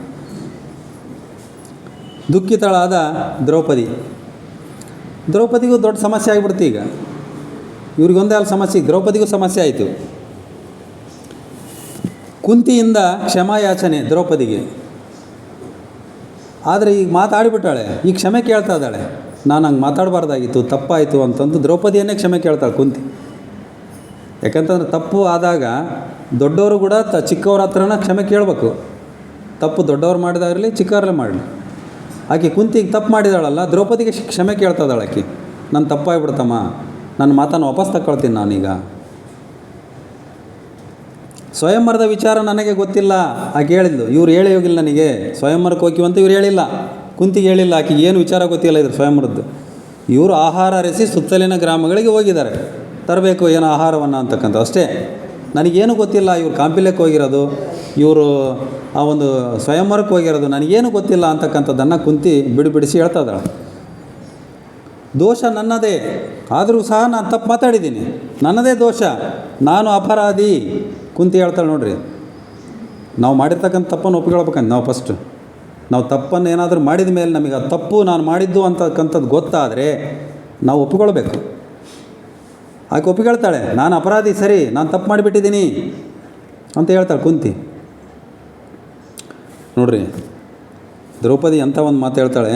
ಇದೇನು ಕನ್ನಡದಲ್ಲಿ ಅಲಂಕಾರ ಅಂತಿರೋ ಏನು ಉಪಮೇಯ ಅಂತಿರೋ ಗೊತ್ತಿಲ್ಲ ನನಗೆ. ಇಬ್ಬರು ಕನ್ನಡ ಮಾಸ್ಟರ್ ಅದಾರ, ನಮ್ಮ ಇರುವುದರಪ್ಪ ಸಾರು, ನಮ್ಮ ಸಿದ್ಧಾರ್ಥ ಮೇಷ. ನದಿಯ ಪ್ರವಾಹ ಬಂದು ಜಿಂಕೆ ಮುಳುಗಿದರೆ ಅದು ನದಿಯ ದೋಷವಲ್ಲ. ನದಿಗೆ ಪ್ರವಾಹ ಆಗಾಗ ಬರ್ತಾ ಇರ್ತದೆ ಮಳೆ ಜಾಸ್ತಿ ಆದಾಗ. ಅದರಲ್ಲಿ ಏನಾದರೂ ಜಾನುವಾರುಗಳು ಹೊಲಗದ್ದೆಗಳು ಮುಳುಗ್ತಾವೆ, ಅವಾಗ ಹೊತ್ಕೊಂಡು ಹೋಗತ್ತೆ ಎಲ್ಲದನ್ನ, ಜನಗಳನ್ನ ಹೊತ್ಕೊಂಡು ಹೋಗತ್ತೆ, ಪ್ರಾಣಿಗಳನ್ನ ಹೊತ್ಕೊಂಡು ಹೋಗತ್ತೆ. ಹಂಗೆ ಏನಾದರೂ ಜಿಂಕೆ ಏನಾದರೂ ಮುಳುಗಿಬಿಟ್ರೆ, ಸತ್ತು ಹೋದರೆ ಅದು ನದಿಯ ದೋಷ ಅಲ್ಲ. ನದಿಗೆ ಇವ್ನು ಸಾಯಿಸ್ಬೇಕಂತ ಉದ್ದೇಶ ಇರಲ್ಲ, ಪ್ರವಾಹ ಬಂದಿರ್ತಾವೆ ಸಹಜವಾಗಿ ಅಷ್ಟೇ. ಅದು ಆ ಪ್ರವಾಹಕ್ಕೆ ಸಿಕ್ಕೊಂಬಿಟ್ಟಿರ್ತಾವೆ, ಇವು ಅನಿವಾರ್ಯವಾಗಿ ಸತ್ತೋಗ್ಬಿಟ್ಟಿರ್ತಾವೆ. ಆದರೆ ಆ ದೋಷ ಜಿಂಕೆಯದು ಅಲ್ಲ. ದ್ರೌಪದಿ ಹೇಳ್ತಾಳೆ ನೋಡ್ರಿ, ನದಿಯ ದೋಷ ಅಲ್ಲ ಅಂತಂದರೆ ಅದು ಜಿಂಕೆಯದು ದೋಷ ಅಲ್ಲ. ಜಿಂಕೆ ಕೂಡ ಸಾಯ್ಬೇಕಂತ ಬಂದಿದ್ದಿಲ್ಲ ಅಲ್ಲಿ, ಅನಿವಾರ್ಯವಾಗಿ ನದಿ ದಾಟ್ತಾ ಇತ್ತು, ಏಕಾಏಕಿ ಪ್ರವಾಹ ಬಂದುಬಿಡ್ತು, ಹಂಗಾಗಿ ಆ ನದಿ ಕೊಚ್ಕೊಂಡು ಹೋಗ್ಬಿಡ್ತು, ಆ ಜಿಂಕೆಯನ್ನು ಸತ್ತೋಗ್ಬಿಡ್ತು. ಅಂಥ ಪರಿಸ್ಥಿತಿ ಈಗ ದ್ರೌಪದಿದು ಅಂತ ಹೇಳ್ತದಾಳೆ ಆಕೆ. ಅಂದರೆ ಆಕೆ ಹೇಳ್ತಕ್ಕಂಥ ಅರ್ಥ ಇಲ್ಲಿ ಕುಂತಿದ್ದು ತಪ್ಪಲ್ಲ, ಕುಂತಿದ್ದು ತಪ್ಪಲ್ಲ ಅಂತಂದರೆ ನಂದು ತಪ್ಪಲ್ಲ. ದ್ರೌಪದಿ ಹೇಳ್ತಾಳೆ ನಂದು ತಪ್ಪಲ್ಲ, ಆದರೆ ಅದು ಒಂದು ಕಾಲದ ನಿರ್ಣಯ. ಆ ಪ್ರವಾಹದ ಸಮಯ ಏನೈತಲ್ಲ, ಹಂಗೆ ಇಲ್ಲಿ ಪ್ರವಾಹ ಬಂದ್ಬಿಡ್ತು ಅಂತಕ್ಕಂಥದ್ದನ್ನು ಒಂದು ಒಳ್ಳೆಯ ಒಂದು ಉಪಮೇಯ ಅಂತ ಹೇಳೋದು ಆ ರೀತಿ ಹೇಳಿದ್ಲು ಆಕೆ ದ್ರೌಪದಿ. ಆ ದೋಷ ಜಿಂಕೆಯದು ಅಲ್ಲ, ಕುಂತಿಯದು ಅಲ್ಲ ಅಂತಕ್ಕಂಥದ್ದು. ದ್ರೌಪದಿ ಹೇಳ್ತಾಳೆ ನೋಡ್ರಿ, ನನ್ನ ದೋಷವೇನು? ಹಾಗಾದ್ರೆ ನನ್ನ ದೋಷ ಏನು? ನಾನೇನು ತಪ್ಪು ಮಾಡಿದ್ದೆ? ಇಂಥ ಒಂದು ಸಮಸ್ಯೆಗೆ ನಾನು ಸಿಲುಕಾಕೊಂಡೆಲ್ಲ, ನಾನೇನು ತಪ್ಪು ಮಾಡಿದ್ದೆ ಅಂತಕ್ಕಂಥದ್ದು ದ್ರೌಪದಿಯ ಪ್ರಶ್ನೆ. ನಿನ್ನ ತಪ್ಪಿಲ್ಲ ಅಂತ ಹೇಳ್ತಾಳೆ ಕುಂತಿ. ಹೇಳಿಕೆಯನ್ನು ಹಿಂತೆಗೆದುಕೊಂಡ ಕುಂತಿ, ನಾನು ನನ್ನ ಹೇಳಿಕೆಯನ್ನು ವಾಪಸ್ ತೆಗೆದುಕೊಳ್ತೀನಿ. ಈಗೆಲ್ಲ ರಾಜಕೀಯದವ್ರು ನೋಡ್ತಿರ್ತೀವಿ ನಾವು ಟಿ ವಿಯಾಗ, ಯಾರೋ ಒಂದು ಮಾತಾಡಿರ್ತಾರೆ, ಅದು ಮತ್ತೆ ಸ್ಟ್ರೈಕ್ ಮಾಡ್ತಾರೆ ಎಲ್ಲರೂ, ಅವ್ನು ಹಂಗೆ ಮಿನಿಸ್ಟ್ರ್ ಹಂಗೆ ಮಾತಾಡಿದ ಹಿಂಗೆ ಮಾತಾಡಿದ, ಮತ್ತು ಮಾಧ್ಯಮದವ್ರೆ ಮುಂದೆ ನಾನು ಆ ರೀತಿ ಮಾತಾಡ್ಬೇಕಂತ ಇದ್ದಿಲ್ಲ, ಏನೋ ಬಾಯಿ ತಪ್ಪು ಬಂದುಬಿಡ್ತು, ನಾನು ಆ ಹೇಳಿಕೆಯನ್ನು ಹಿಂಪಡಿತೀನಿ ಅಂತ ಹೇಳ್ಬಿಡ್ತಾರೆ. ಮುಗೀತಲ್ಲಿ ನನ್ನ ಹೇಳಿಕೆಯಿಂದ ಏನಾದರೂ ನಿಮಗೆ ಯಾರಿಗೆ ಜನಕ್ಕೆ ತೊಂದರೆ ಆಗಿದ್ದರೆ ಅದನ್ನು ನಾನು ವಿಷಾದ ವ್ಯಕ್ತಪಡಿಸ್ತೀನಿ ಅಂತ ಹೇಳ್ಬಿಡ್ತಾರೆ. ಆದರೆ ಅವ್ನು ಹೇಳಿರ್ತಕ್ಕಂಥದ್ದು ವಾಪಸ್ ಬರಲ್ಲಲ್ಲ. ಹಂಗೆ ಯಾಕೆ ಕುಂತಿ ಕೂಡ ಹೇಳಿಕೆಯನ್ನು ವಾಪಸ್ ತಗೊಂತೀನಿ ಅಂತಾಳೆ. ಆದರೆ ವಾಪಸ್ ತಗೊಂಡ್ರು ಕೂಡ ಅಲ್ಲಿ ಮೊದಲು ಹೇಳಿರ್ತಕ್ಕಂಥದ್ದಂತೂ ಸತ್ಯ ತಾನೇ, ಆಕಿ ಹೇಳ್ಬಿಟ್ಟಿದ್ದಾಳೆ, ಐವರು ಹಂಚಿಗಾಡ್ರು ಅಂತ ಹೇಳ್ಬಿಟ್ಟಿದ್ದಾಳಲ್ಲ. ಚಿಂತಾಕ್ರಾಂತರಾದ ಪಾಂಡವರು ಅವ್ರಿಗೆ ಏನು ಮಾಡಬೇಕಂತಕ್ಕಂಥದ್ದು ಗೊತ್ತಾಗ್ತಾ ಇಲ್ಲ. 5 ಜನಕ್ಕೆ ಪಾಂಡವರಿಗೆ ನನ್ನ ತಾಯಿ ಈ ರೀತಿ ಹೇಳ್ಬಿಟ್ಲು, ಹೆಂಗೆ ಮಾಡಬೇಕು ಅಂತಕ್ಕಂಥದ್ದು. ಕುಂತಿ ಹೇಳ್ತಾಳೆ ಅರ್ಜುನನಿಗೆ, ದ್ರೌಪದಿಯೊಂದಿಗೆ ವಿವಾಹವಾಗು ಪುತ್ರ. ಈಗ ನೋಡಪ್ಪ, ಸ್ವಯಂವರದಾಗ ನೀನು ಗೆದ್ದೀಯ, ದ್ರೌಪದಿಯೊಂದಿಗೆ ವಿವಾಹವಾಗಿ ನಾನು ವಾಪಸ್ ತೊಗೊಂಡ್ಬಿಟ್ಟಿನಿ ನನ್ನ ಮಾತು. 5 ಜನ ಹಂಚಿಕೊಳ್ರಿ ಅಂತ ಮೊದಲು ಹೇಳಿದ್ದೆ, ನನಗೆ ಗೊತ್ತಿದ್ದಿಲ್ಲ ಈ ವಿಚಾರ. ಹಂಗಾಗಿ ನನ್ನ ಮಾತನ್ನು ವಾಪಸ್ ತೆಗೆದುಕೊಳ್ತಾ ಇದ್ದೀನಿ. ನೀನು ಸ್ವಯಂವರದಲ್ಲಿ ದ್ರೌಪದಿಯನ್ನು ಗೆದ್ದಿದೀಯ, ನೀನು ವಿವಾಹ ಆಗು ಅಂತಕ್ಕಂಥದ್ದನ್ನು ಕುಂತಿ ಅರ್ಜುನನಿಗೆ ಹೇಳ್ತಾಳೆ. ಯುಧಿಷ್ಠಿರ ಹೇಳ್ತಾನೆ ನೋಡ್ರಿ ಅರ್ಜುನನಿಗೆ, ನೀನು ಕಾಂಪಿಲ್ಯಕ್ಕೆ ಹೋಗು, ನೀನು ಕಾಂಪಿಲ್ಯದಲ್ಲಿ ಹೋಗಿ ಈಕೆಯನ್ನು ವಿವಾಹವಾಗಿಬಿಡು, ಇನ್ನೆಂದು ನಾವು ದ್ರೌಪದಿ ಮುಂದೆ ಬರಲಾರೆವು. ಯುಧಿಷ್ಠಿರ ಹೇಳ್ತಾನೆ ನೋಡ್ರಿ, ಯಾಕಂದ್ರೆ ನಮ್ಮ ತಾಯಿ ಈ ರೀತಿ ಹೇಳ್ಬಿಟ್ಟಲ್ಲ, 5 ಜನಕ್ಕೆ ಹಂಚ್ರಿ, ದ್ರೌಪದಿಯನ್ನು ಹಂಚಿಬಿಟ್ಟಿದ್ದಾಳೆ ನನ್ನ ತಾಯಿ. ಹಂಗಾಗಿ ಇದು ಬೇಡ, ನೀನು ಕಾಂಪಿಲ್ಯಕ್ಕೆ ಹೋಗಿ ವಿವಾಹ ಆಗು ದೃಪದನ ಮಗಳ ದ್ರೌಪದಿಯನ್ನು. ನಾವು 5 ಜನ, ನಾವು ಉಳಿದ್ರೆ 4 ಜನ, ಇನ್ನು ಮುಂದೆ ಯಾವಾಗಲೂ ಸಹ ನಿಮ್ಮ ಮುಂದೆ ಬರಲ್ಲ, ನಿಮ್ಮ ಹತ್ರಕ್ಕೆ ಬರಲ್ಲ ನಾವು ಅಂತಕ್ಕಂಥದ್ದನ್ನು ಯುಧಿಷ್ಠಿರ ಹೇಳ್ತಾನೆ. ಯಾಕಂತಂದರೆ ಈಗ ನಮ್ಮ ತಾಯಿ ಹೇಳ್ಬಿಟ್ಟಿದ್ದಾಳೆ ಒಂದು ಮಾತನ್ನು, ಮುಂದೆ ಅದೇ ಮಾತು ನಮ್ಮೆಲ್ಲರಲ್ಲಿ ಏನಾದರೂ ಯೋಚನೆಗಳು ಬಂದರೆ ಅಂತಕ್ಕಂಥದ್ದು ಅವರ ಉದ್ದೇಶ. ನೋಡ್ರಿ, ಯುಧಿಷ್ಠಿರ ಹೇಳ್ತಾನೆ ತಾಯಿಗೆ, ಯೋಚನೆ ಮಾಡದೆ ಮಾತಾಡುವ ವ್ಯಕ್ತಿಗಳಿಗೆ ಪಾಪ ತಟ್ಟುತ್ತದೆ. ತನ್ನ ತಾಯಿಗೆ ಹೇಳ್ತಾನೆ, ಭಾಳ ನಿಷ್ಠುರವಾಗಿ ಹೇಳ್ತಾನೆ ಅವನು. ಯೋಚನೆ ಮಾಡದೆ ಮಾತಾಡ್ತಕ್ಕಂಥ ವ್ಯಕ್ತಿಗಳಿಗೆ ಪಾಪ ತಟ್ಟುತ್ತದೆ, ಬಿಡಲ್ಲ ಅಂತಕ್ಕಂಥದ್ದನ್ನು ತಾಯಿ ಕುಂತಿಗೆ ಹೇಳ್ತಾನೆ. ತಪ್ಪಿಗೆ ಶಿಕ್ಷೆ ಅನುಭವಿಸಲೇಬೇಕು, ನೀನು ತಪ್ಪು ಮಾಡಿಬಿಟ್ಟಿದೀಯ, ನೀನು ಶಿಕ್ಷೆ ಅನುಭವಿಸಲೇಬೇಕು ಅಂತಕ್ಕಂಥದ್ದನ್ನು ಯುಧಿಷ್ಠಿರ ಹೇಳ್ತಾನೆ. ಸಂದಿಗ್ಧ ಸ್ಥಿತಿಯಲ್ಲಿ ಪಾಂಡವರು ಏನು ಮಾಡಬೇಕು ಅಂತಕ್ಕಂಥದ್ದು ಇವರಿಗೆ ಗೊತ್ತಾಗ್ತಾ ಇಲ್ಲ. ಧರ್ಮ ಸಂಕಟಕ್ಕೆ ಪರಿಹಾರ ತಪಸ್ಸಿನಿಂದ ಮಾತ್ರ ಸಾಧ್ಯ. ಭೀಮ ಹೇಳ್ತಾನೆ ನೋಡ್ರಿ, ಈಗ ಒಂದು ಧರ್ಮ ಸಂಕಟದಲ್ಲಿ ಸಿಕ್ಕಾಕೊಂಡ್ಬಿಟ್ಟಿದ್ವಿ, ಇದು ಭಾಳ ಸೂಕ್ಷ್ಮವಾಗಿರ್ತಕ್ಕಂಥ ವಿಚಾರ. ಇದಕ್ಕೇನು ಪರಿಹಾರ ಅಂತಂದರೆ ತಪಸ್ಸಿನಿಂದ ಮಾತ್ರ ಸಾಧ್ಯ. ಏನು ತಪಸ್ಸು ಅಂತಂದರೆ, ಅರ್ಜುನ ದ್ರೌಪದಿಯ ವಿವಾಹವಾಗಲಿ, ನಾವು 4 ಜನ ತಪಸ್ಸಿಗೆ ಹೋಗ್ಬಿಡ್ತೀವಿ, ಸನ್ಯಾಸಿಗಳಾಗಿಬಿಡ್ತೀವಿ ಅಂತ ಹೇಳ್ತಾನೆ ಭೀಮ. ನಾವು 4 ಜನನೂ ಸನ್ಯಾಸಿಗಳಾಗಿಬಿಡ್ತೀವಿ, ಅರ್ಜುನ ವಿವಾಹವಾಗಲಿ ದ್ರೌಪದಿಯನ್ನು ಅಂತಕ್ಕಂಥದ್ದು ಭೀಮ ಹೇಳ್ತಕ್ಕಂಥದ್ದು. ಸನ್ಯಾಸ ಸ್ವೀಕರಿಸುತ್ತೇವೆ, ನಾವು 4 ಜನ ಸಹ ಸನ್ಯಾಸ ಸ್ವೀಕಾರ ಮಾಡ್ತೀವಿ, ಅರ್ಜುನ ಮದುವೆ ಆಗಲಿ. ಆಕೆ ದ್ರೌಪದಿ ಹೇಳ್ತಾಳೆ ನೋಡ್ರಿ, ನಾನು ಪ್ರಶ್ನೆ ಮಾಡದೆ ಹೂಮಾಲೆ ಹಾಕಿದನು. ದ್ರೌಪದಿ ಹೇಳ್ತಾಳೆ, ನಾನು ಕಾಂಪಿಲ್ಯದ ರಾಜಕುಮಾರಿ, ನೀನು ಯಾರಂತ ಕೇಳಲಿಲ್ಲ, ನೀನು ಮತ್ಸ್ಯಾಂತರವನ್ನು ಭೇದಿಸಿದ ತಕ್ಷಣ ನಾನು ನಿನಗೆ ಹೂಮಾಲೆ ಹಾಕಿದೆ, ನನಗಿಂಥ ಸಮಸ್ಯೆ ಬಂತಲ್ಲ ಅಂತಕ್ಕಂಥದ್ದನ್ನು ಅರ್ಜುನನಿಗೆ ಪ್ರಶ್ನೆ ಮಾಡ್ತಾಳೆ ದ್ರೌಪದಿ. ಯಾರಾದರೂ ಪ್ರಶ್ನೆ ಮಾಡ್ತಕ್ಕಂಥದ್ದು ಸಹಜ, ಅದೇ ರೀತಿಯಾಗಿ ಕೇಳ್ತಾಳೆ. ಕ್ಷಮಾಪಣೆ ಕೇಳಿದ ಅರ್ಜುನ, ಅವನು ಸಹ ಕ್ಷಮಾಪಣೆಯನ್ನು ಕೇಳ್ತಾನೆ ದ್ರೌಪದಿಗೆ, ನನ್ನ ತಪ್ಪಾಗಿಬಿಡ್ತು ಅಂತಕ್ಕಂಥದ್ದನ್ನು ಕೇಳ್ತಾನೆ. ಕುಂತಿ ಮಾಡಿರ್ತಕ್ಕಂಥ ಅನಾಹುತ ಇದೆಲ್ಲ, ತನ್ನ ತಾಯಿ ಮಾಡಿರ್ತಕ್ಕಂಥ ಕಣ್ಮುಚ್ಕೊಂಡು ಹೇಳಿರ್ತಕ್ಕಂಥ ಈ ಒಂದು ಮಾತಿನಿಂದ ಇಷ್ಟೆಲ್ಲ ಸಮಸ್ಯೆಗಳು ಆಗಿದ್ದಾವೆ. ನೋಡ್ರಿ, ಅರ್ಜುನ ಹೇಳ್ತಾನೆ, ಯುಧಿಷ್ಠಿರನೊಂದಿಗೆ ವಿವಾಹವಾಗಿ ಅರ್ಜುನ ದ್ರೌಪದಿಗೆ ಹೇಳ್ತಾನೆ, ಆಕೆಗೆ ಸಿಟ್ಟು ಬಂದ್ಬಿಡ್ತು. ಗೆದ್ದಿರೋದು ಅರ್ಜುನ, ಇವ್ರ ಅಣ್ಣಗೆ ಮದುವೆ ಆಗಂತ ಹೇಳ್ತಾನೆ. ಆದರೆ ಅರ್ಜುನನಲ್ಲಿ ಒಂದು ತರ್ಕ ಇತ್ತು. ಏನು ಅಂತಂದರೆ, ಅಲ್ಲಿ ರಾಜ ಆಗರ ಮುಂದೆ ಯಾರು ಅಂತಂದರೆ ಯುಧಿಷ್ಠಿರ ರಾಜ ಆಗ್ತಕ್ಕಂಥನು. ಈಕೆ ರಾಣಿ ಆಗ್ಬೇಕಲ್ಲ, ಯುಧಿಷ್ಠಿರನ ಮದುವೆ ಆದ್ರೆ ಮಾತ್ರ ರಾಣಿ ಹಾಕಳಿಲ್ಲಿ. ಹಂಗಾಗಿ ನೀನು ನಮ್ಮ ಅಣ್ಣನೇ ಮದುವೆ ಆಗುವಂತಕ್ಕಂಥದ್ದನ್ನು ಅರ್ಜುನ ಹೇಳ್ತಾನೆ ದ್ರೌಪದಿಗೆ. ಈಕೆಗೆ ಭಾಳ ಸಿಟ್ಟು ಬಂತು. ನಾವು 4 ಸನ್ಯಾಸ ಸ್ವೀಕರಿಸುತ್ತೇವೆ ಅರ್ಜುನ ಹೇಳ್ತಾನೆ. ಯಾಕಂತಂದರೆ ಈಗ ನಾನು ಮದುವೆ ಆದರೆ ನಾನು ರಾಜ ಆಗಲ್ಲ. ಯಾಕೆ? ಅಲ್ಲಿ ಹಸ್ತಿನಾಪುರದಲ್ಲಿ ದೊಡ್ಡವರು ಅಂತಕ್ಕಂಥವನು ಮೊದಲು ಯುಧಿಷ್ಠಿರ, ಅವನು ಬಿಟ್ಟರೆ ದುರ್ಯೋಧನ. ಈಗ ಯುಧಿಷ್ಠಿರ ಸನ್ಯಾಸಿ ಆದರೆ ದುರ್ಯೋಧನ ರಾಜ ಆಗ್ತಾನೆ, ನಾನಾಗಲ್ಲ ರಾಜ. ಹಂಗಾಗಿ ನಾವೆಲ್ಲ ಸನ್ಯಾಸ ಸ್ವೀಕಾರ ಮಾಡ್ತೀವಿ, ಉಳಿದ 4 ಜನ. ನೀನು ಯುಧಿಷ್ಠಿರನನ್ನು ಮದುವೆ ಆಗು, ಅವಾಗ ರಾಣಿ ಆಗ್ತೀಯ ಅಂತಕ್ಕಂಥದ್ದನ್ನು ಅರ್ಜುನ ಹೇಳ್ತಾನೆ. ನೋಡ್ರಿ, ದ್ರೌಪದಿ ಹೇಳ್ತಾಳೆ, ನಿಮ್ಮ ಸಾಮರ್ಥ್ಯದ ಫಲ ಬೇರೆಯವರಿಗೆ ದಾನ ನೀಡುತ್ತೀರಿ. ಕರ್ಣನು ಅದೇ ಮಾಡಲು ಬಂದಿದ್ದನು. ನೋಡ್ರಿ, ಎಂತೆಂಥ ಇಂದಿನ ವಿಚಾರಗಳನ್ನು ಹೇಳ್ತಾಳೆ ನೋಡ್ರಿ ಆಕೆ. ನಾನು ಕರ್ಣನ ತಿರಸ್ಕಾರ ಮಾಡಿದ್ನಲ್ಲ, ಕರ್ಣ ದುರ್ಯೋಧನ ಪರವಾಗಿ ಬಂದಿದ್ದ, ಅವನಿಗೆಲ್ಲ ಸಾಮರ್ಥ್ಯ ಇತ್ತು. ಅವನಿಗೂ ಸಹ ಮತ್ಸ್ಯಂತರ ಭೇದಿಸ್ತಕ್ಕಂಥ ಸಾಮರ್ಥ್ಯ ಕರ್ಣನಿಗಿತ್ತು. ಅವನು ಅದರ ಫಲವನ್ನು ದುರ್ಯೋಧನನಿಗೆ ಕೊಡೋಕ್ಕೆ ರೆಡಿಯಾಗಿದ್ದ ಕರ್ಣ. ಹಂಗೆ ನೀನು ಮತ್ಸ್ಯಂತರ ಭೇದಿಸಿದಿ, ಈಗ ಅದರ ಫಲವನ್ನು ನೀನು ನಿಮ್ಮ ಅಣ್ಣಗೆ ಕೊಡ್ತೀಯಾ? ಕರ್ಣನಿಗೆ ನಿನಗೇನು ವ್ಯತ್ಯಾಸ ಅಂತ ಕೇಳ್ತಾಳಕ್ಕೆ. ಒಂದೊಂದು ವಿಚಾರಗಳು ನಾವು ಚಿಂತನೆ ಮಾಡ್ತಕ್ಕಂಥವು. ಕರ್ಣನಿಗೆ ನಿನಗೇನು ವ್ಯತ್ಯಾಸ? ಕರ್ಣ ತನ್ನ ಫಲವನ್ನು, ತನ್ನ ಸಾಮರ್ಥ್ಯದ ಫಲವನ್ನು ದುರ್ಯೋಧನನಿಗೆ ಕೊಡೋಕ್ಕೆ ಬಂದಿದ್ದ. ನಾನು ಬೇಡ ಅಂದೆ, ತಿರಸ್ಕಾರ ಮಾಡಿದ್ದೆ ನಾನು. ಈಗ ನಿನ್ನ ಸಾಮರ್ಥ್ಯದ ಫಲವನ್ನು ಯುಧಿಷ್ಠಿರನಿಗೆ ಕೊಡೋಕ್ಕೆ ಬಂದಿಯಲ್ಲ, ಕರ್ಣನಿಗೆ ನಿನಗೇನು ವ್ಯತ್ಯಾಸ ಅಂತ ಕೇಳಿದ್ಲ ಆಕೆ. ಭಾಳ ಒಳ್ಳೊಳ್ಳೆ ಅಂಶಗಳು ಕೇಳ್ತಕ್ಕಂಥವು. ನಾನು ಅರ್ಜುನನ ಬಗ್ಗೆ ಕನಸು ಕಟ್ಕೊಂಡಿದ್ಲಾಕಿ. ನಾನು ಆದರೆ ಮದುವೆ ಆದರೆ ಅರ್ಜುನನೇ ಮದುವೆ ಆಗ್ಬೇಕಂತ ಕನಸು ಕಂಡುಕಟ್ಟಿದ್ಲಾಕಿ. ಕರ್ಣನು ಅದೇ ಮಾಡಲು ಬಂದಿದ್ದ. ಆದರೆ ಅವನಿಗೆ ನಿನಗೇನು ವ್ಯತ್ಯಾಸ ಐತಿ? ಈಗ ನಾನು ಕರ್ಣನನ್ನೇ ಆಯ್ಕೆ ಮಾಡ್ಕೋಬೋದಾಗಿತ್ತಲ್ಲ, ಅವಾಗ ದುರ್ಯೋಧನ ರಾಣಿ ಆಗ್ಬೋದಾಗಿತ್ತು ನಾನು ಅಂತಕ್ಕಂಥದ್ದು ಹೇಳ್ತಾಳೆ. ನನ್ನ ಗೌರವ ಏನು? ದ್ರೌಪದಿಯ ಶೋಕ. ಈಗ ಸ್ವಯಂವರ ಗೆದ್ದನು ಬೇರೆ, ಮದುವೆ ಆಗಿರೋನು ಬೇರೆ ಅಂತಕ್ಕಂಥದ್ದು ನನ್ನ ಗೌರವ ಏನು? ಜಗತ್ತು ಆಡ್ಕೊಳ್ತದಲ್ಲ, ಕರ್ಣ ಸಹ ಅದೇ ಮಾಡೋಕ್ಕೆ ಬಂದಿದ್ದ, ಅದನ್ನು ಒಪ್ಪಿಕೋಬೋದಾಗಿತ್ತಲ್ಲ ನಾನು ಅವಾಗಲೇ ಅಂತಕ್ಕಂಥದ್ದನ್ನು ಆಕೆ ಭಾಳ ದುಃಖ ತಪ್ತಾಳಾಗಿ ಅರ್ಜುನನಿಗೆ ಹೇಳ್ತಾಳೆ.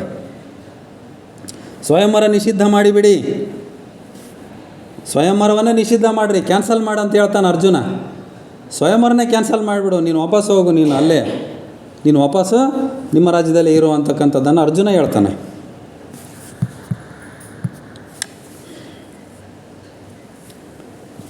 ಅಂಬೆಯ ಪರಿಸ್ಥಿತಿ ನನಗೆ ಬರುವುದು. ದ್ರೌಪದಿ ಹೇಳ್ತಾಳೆ ನೋಡ್ರಿ, ಭಾಳ ಜ್ಞಾನಿ ಈಕಿ.